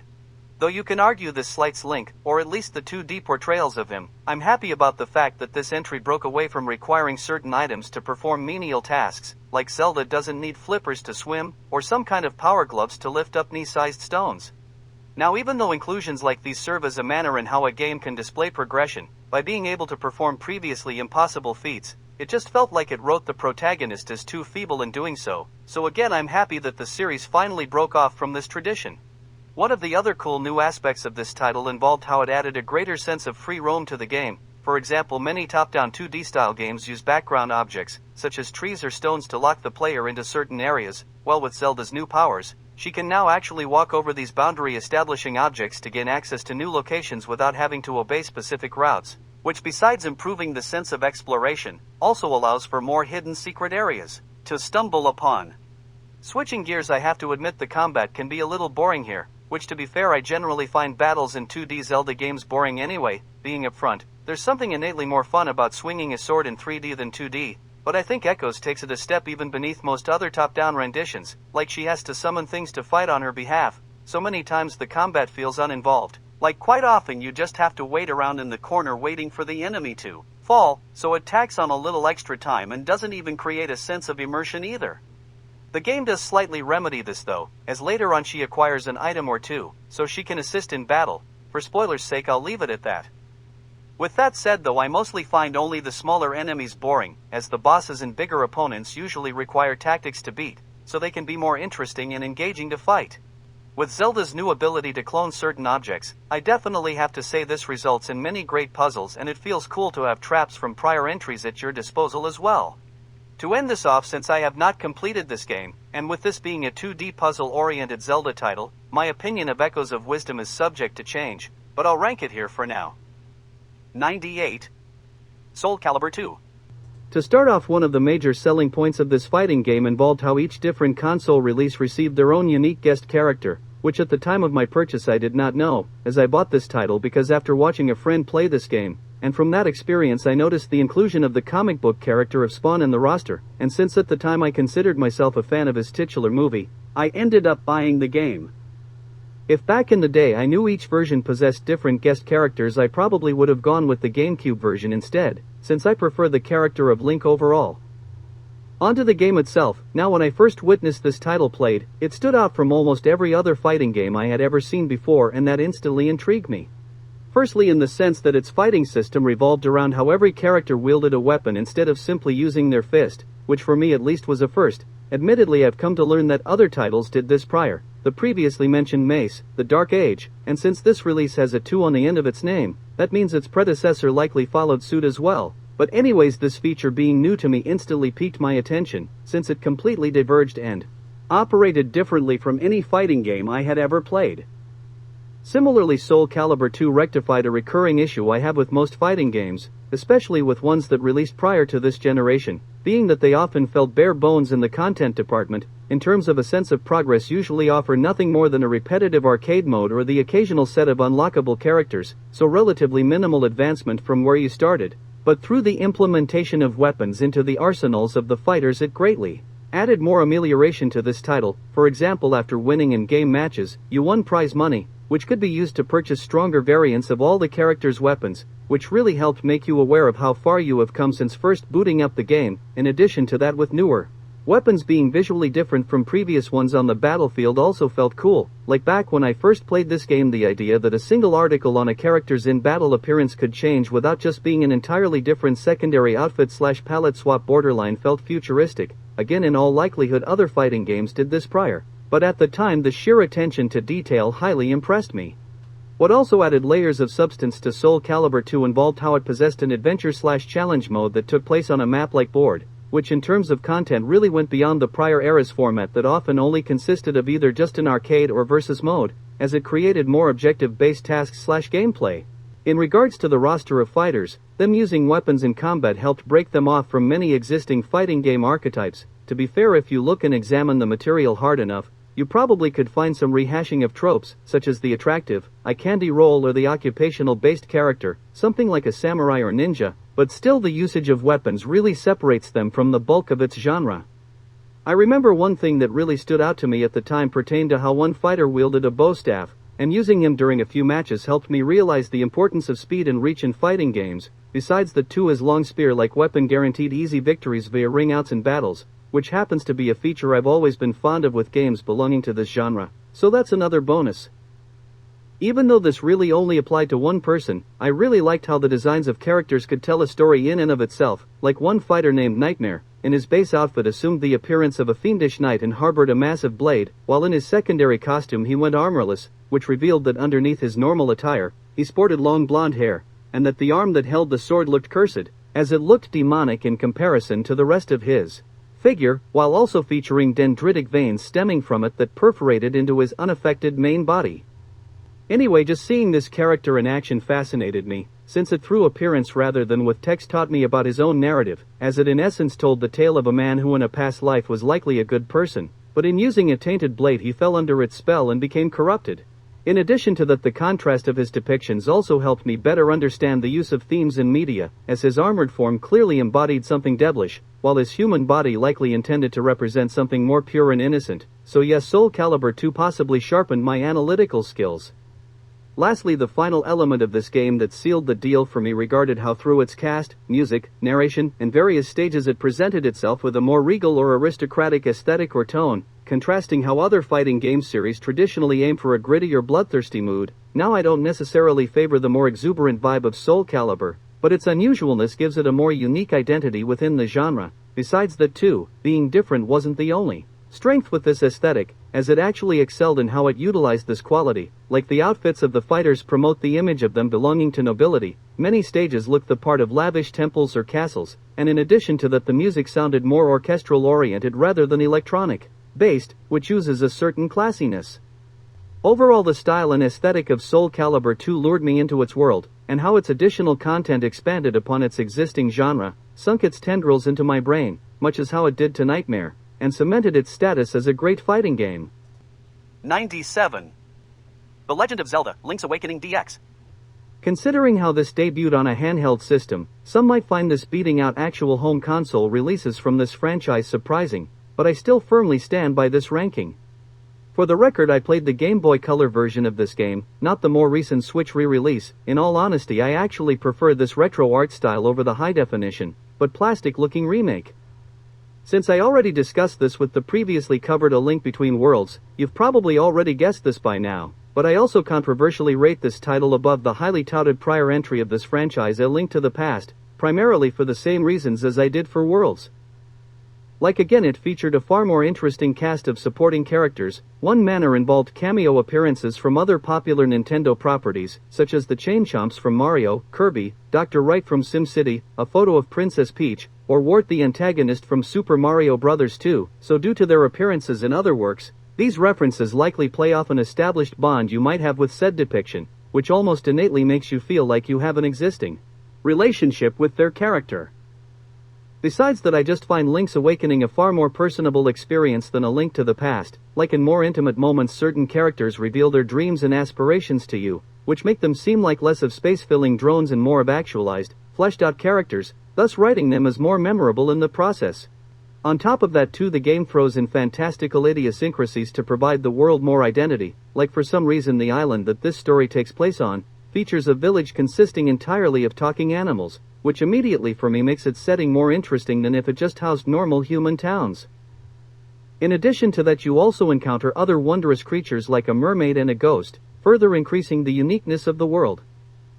Not to dive too deeply into spoiler territory, but a plotline of this game revolves around how if the protagonist escapes said island, its residents will perish, which leads to some moments where actual enemies beg you to not complete your objective, since it will erase their existence. Not only does this humanize the cast / make them rub off as more real, but it also builds up a moral quandary for the player. So the game itself feels like it has more to its narrative than just overcoming the bad guy.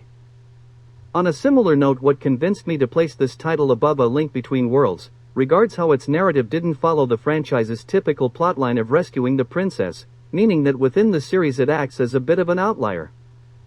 This next point will sound more opinion-driven rather than based, but I also vastly prefer the island from Link's Awakening to the world of A Link to the Past. I think part of this stems from the more fantastical elements, but also because it better utilized the locations it possessed, like the protagonist's heart-to-heart with the harp-playing Marin on the beach, or even how a gigantic egg rests upon the peak of a mountain. What embodies my stance regards how both games mutually share a dungeon, at least in name, called Turtle Rock, except what makes this location more memorable in Awakening involves how you actually have to battle a giant turtle head to get inside, so it actually lives up to its namesake, instead of just sounding like a cool title for an area. So in general, I just feel that this handheld title added an extra touch that its console counterpart lacked. One other quality of why I view this as superior to A Link to the Past pertains to how it fixed a configuration issue of its predecessor, like in the Super Nintendo Classic, because you had only two action buttons, one that swings the sword, permanently set to a specific button by the way, and the other uses an item, which you can exchange with other gear you might be holding. Now, since you frequently have to switch between your set items to overcome various obstacles, you constantly have to return to the main menu to change them, which can quickly become tedious. Well, Link's Awakening somewhat alleviated this issue, though it didn't fully remedy it, where it allows you to switch out the sword as well, so if necessary you can have two available items at the cost of offense. Again, since you consistently have to switch between gear, it still feels redundant, but it without a doubt serves as a quality of life improvement. An element I'm more neutral towards revolves around how the game played with its perspective. Like the bulk of this title provided you an aerial perspective, but in occasional segments it broke away from this vantage point and played from a side view. Now I admit I don't believe it used this perspective to the best of its abilities. In particular, one of these sequences commonly rates among the worst boss battles of the entire franchise, but still I appreciate the fact that this game attempted something relatively new with the gameplay. I say relatively because the franchise technically had explored a side-angle view before, but just not in this way. Lastly, I won't spoil anything, but I have to praise the game's secret ending, as it features a more touching / thought-provoking ending. I say this because I feel a lot of games of this era, especially among handhelds, played more of like fun, but mindless toys rather than artistic works that tug at the heartstrings, so again I see that as another way in how Link's Awakening stands out. 96. Metroid Prime. In general, I'm not the biggest fan of first-person perspective games. With me, I kind of think it stems from the fact that seeing a world through someone else's eyes gives me nothing to latch on to. I understand that some people might find this quality more immersive and almost make them feel like they themselves fulfill the role of the main character. But again, with me, it instead almost creates a sensation that there is no main character and that the identity of the protagonist consists of nothing more than a floating weapon. Likewise, I also view this perspective as a bit too much of the same old. Like most of these titles involve some military man bulldozing through waves of enemies. With all that said though, Metroid Prime takes a more unique approach to this perspective, where it's not so much about filling enemies full of lead, or I guess in this case plasma, and more about exploration/learning the ins and outs of a foreign planet. In all honesty, my favorite part about the game involved scanning all the various creatures and fauna found throughout the world and registering them to the logbook, as it made the game seem more of like an expedition about researching an unknown planet rather than just a generic shooter. Crazy as this may sound, I personally found the more traditional types of foes, ones carrying weapons, less memorable than just some organic tentacle reaching out from the wall.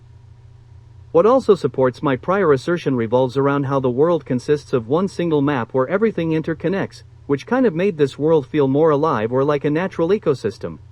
I say this because most games that use a first-person perspective often segment everything into separate chapters that seem isolated from each other, something like Level 1, the Evil Corporation Headquarters, Level 2, Area 51, Level 3, the Alien Spaceship. So to me they frequently seem random or unfocused, almost like they innately have to skip sections that link plot points together, whereas since all of Prime, minus the tutorial, occurs on one map, it kindles a more cohesive, straightforward experience, not to mention with being able to return to previously explored areas without having to change levels further supplements the notion of this title feeling like a first-person adventure game rather than just a shooter. In criticizing this overall genre, I cited how their protagonists commonly lack identity and many times feel like nothing more than a floating weapon, while Metroid Prime employed a few tactics to negate this sensation.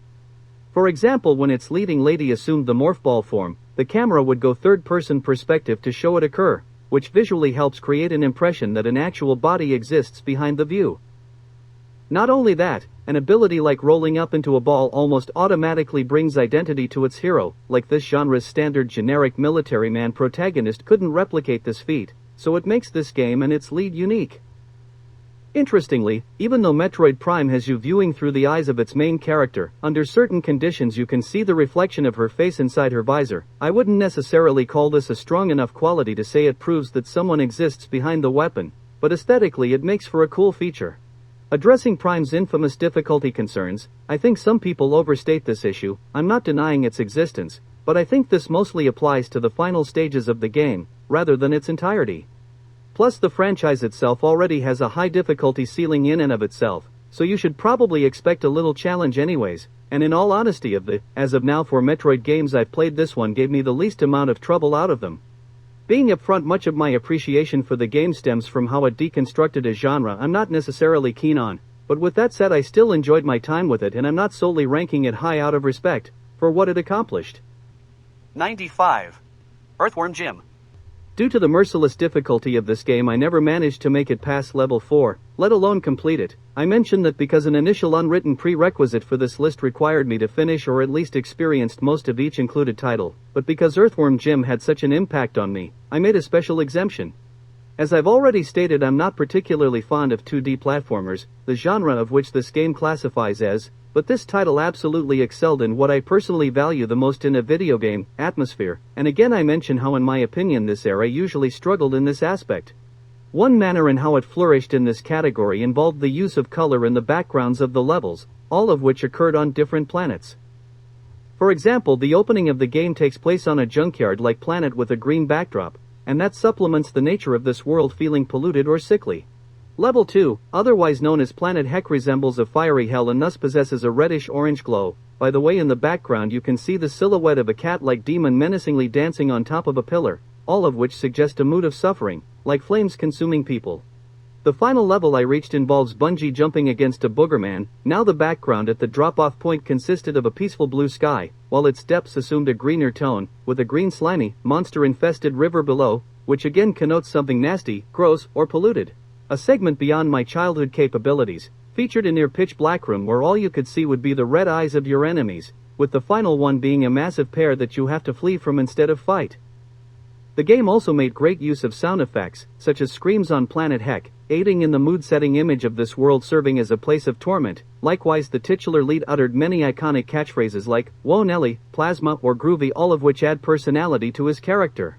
This title's humor also stood out, like one objective involved escorting across the map a cute puppy dog, who if received any injury, in retaliation would turn into an aggressive monster and attack the player. Similarly on the world of Heck, one encountered foe happened to be a group of lawyers, which occupationally has a reputation for corruption and screwing people over. Comedy even seeped into the names of the cast. For instance, the quest of the story revolved around the generic plotline of rescuing a princess, but Earthworm Jim acknowledged and parroted this trope by calling their damsel in distress, Princess What's Her Name, which jokingly implies this concept to occur so often that there's no point in attempting to remember all their names. In terms of the actual mechanics, this classic exhibited a wide variety of gameplay. I already mentioned an escort mission, but other ones include an underwater area which had a section where you pilot a low on oxygen and easily breakable submersible through tight crevices within a limited time frame. In between levels you had to beat your rival to the next planet in a 3D race. By the way, if you lost you had to take him on in a boss fight before continuing on to the next world, and the standard form of play consisted of 2D platforming, with Jim using his laser pistol to fight off enemies. With all that though, the constantly fluctuating types of gameplay resulted in a drawback, or at least for me. Earlier I stated how the farthest I ever got in the story happened to have been bungee jumping against the Boogerman. Well, because that fast-paced level radically deviated from prior content, I had no idea how to win and quickly lost all my lives, forcing my best run to a close. So yeah, variety doesn't always equal better. By the way, even getting past the previous level's submersible section proved challenging as well, meaning returning here to practice was a feat itself. Overall, even though I'm not necessarily a fan of playing the game, I still see a lot of value in its other qualities. 94. God of War 2. Not that I hate this title or anything, but I honestly view it as the weakest of the Greek trilogy, primarily because it ended up stuck between a rock and a hard place. Like the original God of War constructed a perfect conclusion to its story, so much so that narratively it left little room for a continuation. So in my opinion, the sequel seemed forced and felt like it broke off from the trajectory of the original plot. Likewise, much of the events of God of War 2 set up for those of the vastly superior God of War 3, meaning that as a work it rubbed off like it threw light jabs instead of full punches. Articulating on this point, the plot didn't establish the strongest of explanations for why much of the original cast's personalities radically shifted from the first game in this continuation. Now, even though the overall story had a solid justification for this alteration, it would not be divulged until the release of God of War 3, as its revelation somewhat intended to serve as a twist, that if disclosed too early would lack the proper impact. So in its own way, the concept of God of War 2 purposely designs itself to feel only half-loaded. What further proves this stance, regards how this game concluded with a cliffhanger ending, thus cementing this work as an incomplete story. Similarly, the middle child of this series serves as build-up to greater events in another way also, through how this and its sequel sent the protagonist on a quest of vengeance against the gods of the Greek pantheon. But again, as this narrative would occur over the span of 2 games, the developers didn't exactly want to kill off the most powerful and recognizable figures of Greek mythology immediately, so they instead saved them for the 3rd title and resorted to the lesser ones in 2. For uninformed gamers, most of these names would likely carry little value, and likewise if you might be knowledgeable on Greek mythology, like myself, you'll probably find their inclusions as weak, contrived, or nothing more than a disingenuous reference. For instance, one of these bosses happened to be Perseus, who became legend by decapitating Medusa, but in the God of War mythos, its own protagonist assumed that mantle instead, which kind of defeats the purpose of incorporating his character into the game. Let me say, a story based off of a mythology doesn't have to perfectly obey the lore, or at least to be entertaining, but with how God of War 2 went about with it, just kind of seems like why even bother, especially since many of these characters get killed off minutes after their introduction. To some, this next aspect might feel unfair, as it judges this game's worth next to its predecessor, but to me this quality heavily influenced my view of this subject, and it revolves around how God of War 2 lost much of the mysticism of the first game. To begin, the magic abilities. Like compare the long-ranged attacks for instance, or in the original story the lead through thunderbolts, while in the sequel he merely used a wind-based bow and arrow. For me this seems inherently less interesting, as he basically just wields a relatively normal weapon. Likewise, both titles featured a power that served near identical purposes, in that they produced a circular wave-like barrier to force back enemies, but much as like with the first comparison, 2's felt less magical again. 4. Example: Poseidon's Rage of God of War 1, summon blue electric-like energy to surround the player to damage nearby enemies, while the similar ability of 2, the Atlas Quake, involved the protagonist punching the ground to send stones flying, in a circular direction I might add, at mid-ranged opponents. Reiterating the prior idea, Poseidon's Rage felt mystical, whereas Atlas Quake borderline feels human, and not magical based, since the person performing the attack previously lifted up entire buildings earlier, meaning that within his own strength-based capabilities this feels plausible, so physical not mystical. With that said, I do need to praise one moment in particular for its mysticism, where it involved the protagonist escaping the realm of Hades, and manifestations of arms tried to pull him back in, so it did possess some good aspects of mysticism, but I still don't view it as up to snuff with the other members of this trilogy. An odd area where I feel God of War 2 deserves recognition involves how it masterfully depicted ugliness. By the way, I'm not meaning that in the sense of bad graphics or designing unattractive-looking people, but in actually portraying nastiness and the grotesque with the intention of disgusting you. Two cases that come to mind happen to be a boss battle against a balding, gray-haired, caterpillar woman with many pairs of sagging breasts, and the scuffle against the deranged and unkempt Icarus, whose mannerisms and vocal performance really seemed like it originated from an actual crazy person. On that note, I also have to call his boss battle, if you can call it that, the funniest segment within the entire franchise. Not to dive too deeply into this, but whenever I think of the positives of God of War 2, one thing that quickly comes to mind would be its stunning background imagery. One notable case would be an area known as the Steeds of Time. Again, I don't want to tack on any more time than necessary, so I'll leave it at that. Lastly, I have to say I found the opening of the game rather solid. The battle against the Colossus of Rhodes, the loss to Zeus, and the subsequent escape from the underworld, and likewise, other than the cliffhanger ending, I view the conclusion as pretty well put together too, defeating the very unique Sisters of Fate in a worthy rematch against the leader of Olympus. But in saying that, to me much of the middle of the game feels weak, aimless, and random, and that's why even though God of War 2 without a doubt possesses numerous commendable qualities, it doesn't equal the likes of its trilogy counterparts, which stand strong through their entireties. 93. Xenogears. Once again, I have to reiterate that with many RPGs I all too often find them too similar, but this game in both visuals and gameplay, I think it diverged from the usual style of its genre. For starters, the view/camera angles, which mixes in elements of both 2D and 3D perspectives, like it constructed its maps in the vein of Super Nintendo RPGs, but at the same time it simultaneously allows you to rotate the camera around the playable character, so you can see him and walls for that matter from different angles. I perceive that as interesting because in nearly all prior RPGs, the view only permits you to gaze at objects and walls facing towards the camera, and not those aimed in the same direction, so I think this perspective creates a more immersive and fleshed out world. In saying all that, I must admit two things. First of all, the camera could often feel clunky and sometimes make for finding the ideal positioning in some indoor areas rather difficult. From a forwards view that is blocked, and from a backwards view this other thing is now blocked, so it could get annoying and tedious in that sense.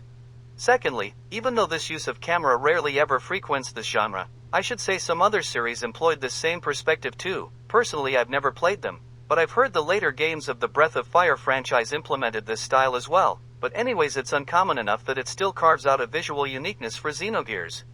Moving on to how this game's battle system stands out from most others. Now, from simply glancing at its fight menu, it may resemble the genre standard, as they basically mimic normal features like attack, magic, or item. But Xenogears dives a bit deeper into this aspect, or if you select the attack input, instead of automatically performing such blow, the game requires you to type in commands to do so, something like press circle for punch or square for kick, and if comboed in a certain pattern they could produce super attacks known as death blows. For example, a chain-like combo of punch, punch, kick could prompt your character to jump up in the air and fire an energy blast. Besides all that, what also makes the combat unique revolves around how at any point of a battle you can summon a giant super robot and pilot it to fight on your behalf. By the way, these machines, which also operate by the chain combo fight system, harbor substantially greater stats than your base character, but to not break the game and make every task too easy, they do possess some limitations, such as how they require fuel to run, meaning you can't just spam them all the time, as that might endanger you in upcoming battles if you run out of energy. So, again, through its more attentive gameplay as well as from using giant robots to fight, all grant this game more of an identity.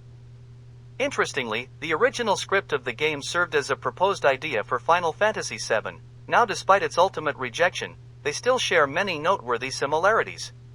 As its plot can be a bit intricate, I don't wish to discuss it too deeply, but its themes analyze psychological subjects, like split personality disorder, and even more metaphysical topics, like reincarnation. Due to a rushed production, Xenogears has a peculiarity in how it told the events of its story, as towards the end it flat out skips to the important moments and cuts out the in-between. With all that said though, I'm not necessarily complaining about it, as too often I feel this genre has a tendency to excessively drag on, so I almost kind of appreciate it getting straight to the point, and I know I'm probably sounding like a broken record at this point, but these omissions do give the game a sort of identity, even if it may have sprung from the wrong reasons. One minor issue I have with this title revolves around how many character designs seem a bit lazy, something that one person could easily replicate in a preset character creator program, and considering the nature of this game I kind of think it needs more of its own unique style. While discussing the art of this game, I should also mention how instead of resorting to using just the in-game models of characters for cutscenes, it took another route by hiring an actual anime studio to make their movies for them. Lastly, I should say Xenogears got a bit more adult than the average JRPG, as the majority of them only hinted mature relationships, whereas this game openly depicted a couple of unclothed characters getting out of bed together, though to be fair with these scenes using pixel art sprites, it's not necessarily all that revealing or graphic. 92. The Legend of Zelda. Typically with most older games they often lack a quality that has become commonplace, which might convince one into automatically assuming them as bad or having aged poorly, since they might feel incomplete by today's standards, but from my weird perspective it almost gives them a unique identity. Going off on an unrelated tangent, Dragon Quest II introduced the party system to its franchise, which ushered in a new era of RPGs, but because of that it feels like a weak modern RPG in comparison to later ones that improved upon its foundation, whereas since the original Dragon Quest had its protagonist adventure, in the same format I might add, entirely on his own, it almost feels more of like a unique take on the genre instead of just an ancient game missing a standard feature, so even though it may be less advanced than its sequel, that unintentionally makes it more of an original experience for me, hence why I view it as the better of the two. Returning to the main topic, that aspect essentially applies to my perception of the first entry of the Legend of Zelda franchise as well, where it lacked basic features that all later installments would include, but instead of rubbing off as something bare bones it almost feels like an unregulated and experimental Zelda game that attempts to be as minimalistic as possible, like I beat the first dungeon with an extra key in my inventory, which I later used in the second one, for reference. Most other series or titles restrict the use of keys to their required area, so this bordering on improper programming crafted an almost original and different from any other experience for me, and just made my playthrough all the more interesting, like instead of having to go searching for a key, I could just immediately unlock a door after seeing it for the first time. Now I should admit the sense of experimental freedom really ends after Dungeon 5, once the game's learning curve steeply rises. Basically the levels become so complex that it forces you into a more specific type of playstyle, but anyway, the fact that nothing I've ever played before felt similar to the sheer retro bliss of Zelda 1, bumps it up the rankings. On that note, I kind of want to tell a story intrinsic to my perception of this title. Now in Dungeon 1 you unlock the bow and arrow, but because they are not mandatory to defeat the boss of this level, I unknowingly skipped over collecting them, and just continued on with the rest of the game, or at least until I reached the boss of Dungeon 5, which requires said item to overcome them, as no other means of inflicting damage on them exists, so because of that I had to do a lengthy backtracking segment to discover what I missed, only to learn that the extra key I acquired during the first dungeon actually opened up a room that contained the necessary equipment. Needless to say, this setback, if you want to call it that, soured the rest of my time with this title, as by this point everything had become so precise and specific. The situation forced me to resort to using a guide, which for Zelda installments I hate doing, in order to progress so I wouldn't squander my time. So for me at Dungeon 5, the game lost its innocent free roam nature, which happened to be one of my favorite aspects of the game, and that definitely lessened my experience of this title. That aside, the strong beginning and the unintentional minimalist aesthetic still carried the debut entry of the Legend of Zelda franchise for me, and earned it high marks on the scoreboard, plus due to its age I'm a bit more forgiving of its issues. 91. Duke Nukem 64, which on other systems goes by the title of Duke Nukem 3D. Being upfront, I'll flat out admit I think I'm slightly overrating this game, because I happened to try it out at the right time, since prior I had been playing very similar styled games, and this felt like a nice change of pace. Now early on I struggled with this title, and had to resort to using a long play to learn how to even make it past the first level. I had beaten every enemy but couldn't find a key to open a locked door. For reference, it happened to be located behind a random panel that I didn't even realize could be interacted with. Though once I got the hang of this title's inner machinations it became a rewarding experience. Admittedly, with many of the later levels I still needed a walkthrough, but when I managed to beat a level on my own, it felt truly satisfying. The same goes with uncovering many of this game's secrets, which would be something like touching some inconspicuous painting that when interacted with would open up some wall cavity hiding ammo. Other secrets of the game included references to other media, like if you take a wrong turn during a prison level, you might end up in front of Hannibal Lecter. In a snowy cavern you can find a Star Wars character frozen to the wall, or inside a hidden jungle temple you can stumble on an impaled Indiana Jones. To say this too, the game could be creative in how you access some of these hidden areas, like a shrink ray that you might think only exists to hinder your progress can also help you squeeze through a tight hole in the wall.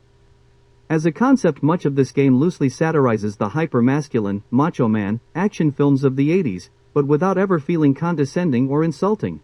For example, Duke's battle against the gargantuan alien leader, the final boss of the game, occurs inside an American football stadium with cheerleaders rooting him on from the sidelines, and once he slays the enemy, a cutscene plays where he kicks its head off and scores a field goal.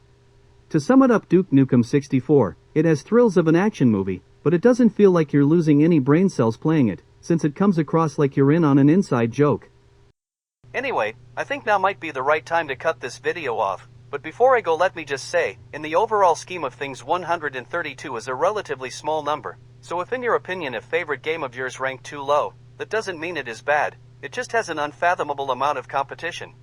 To state this too, I didn't pick this number out of sheer randomness. I chose it because within its confines exist the games that truly matter to me, and feel like something more than just a number or entry on a page. So again, don't interpret a low ranking as an insult, and instead perceive it as worthy enough to achieve praise in my eyes. Thanks for watching this video. Hopefully you all enjoyed it. Apologies if this text-to-speech narrator bothered you. If anyone knows some better sounding program, feel free to tell me in the comments below. Again, thanks for watching.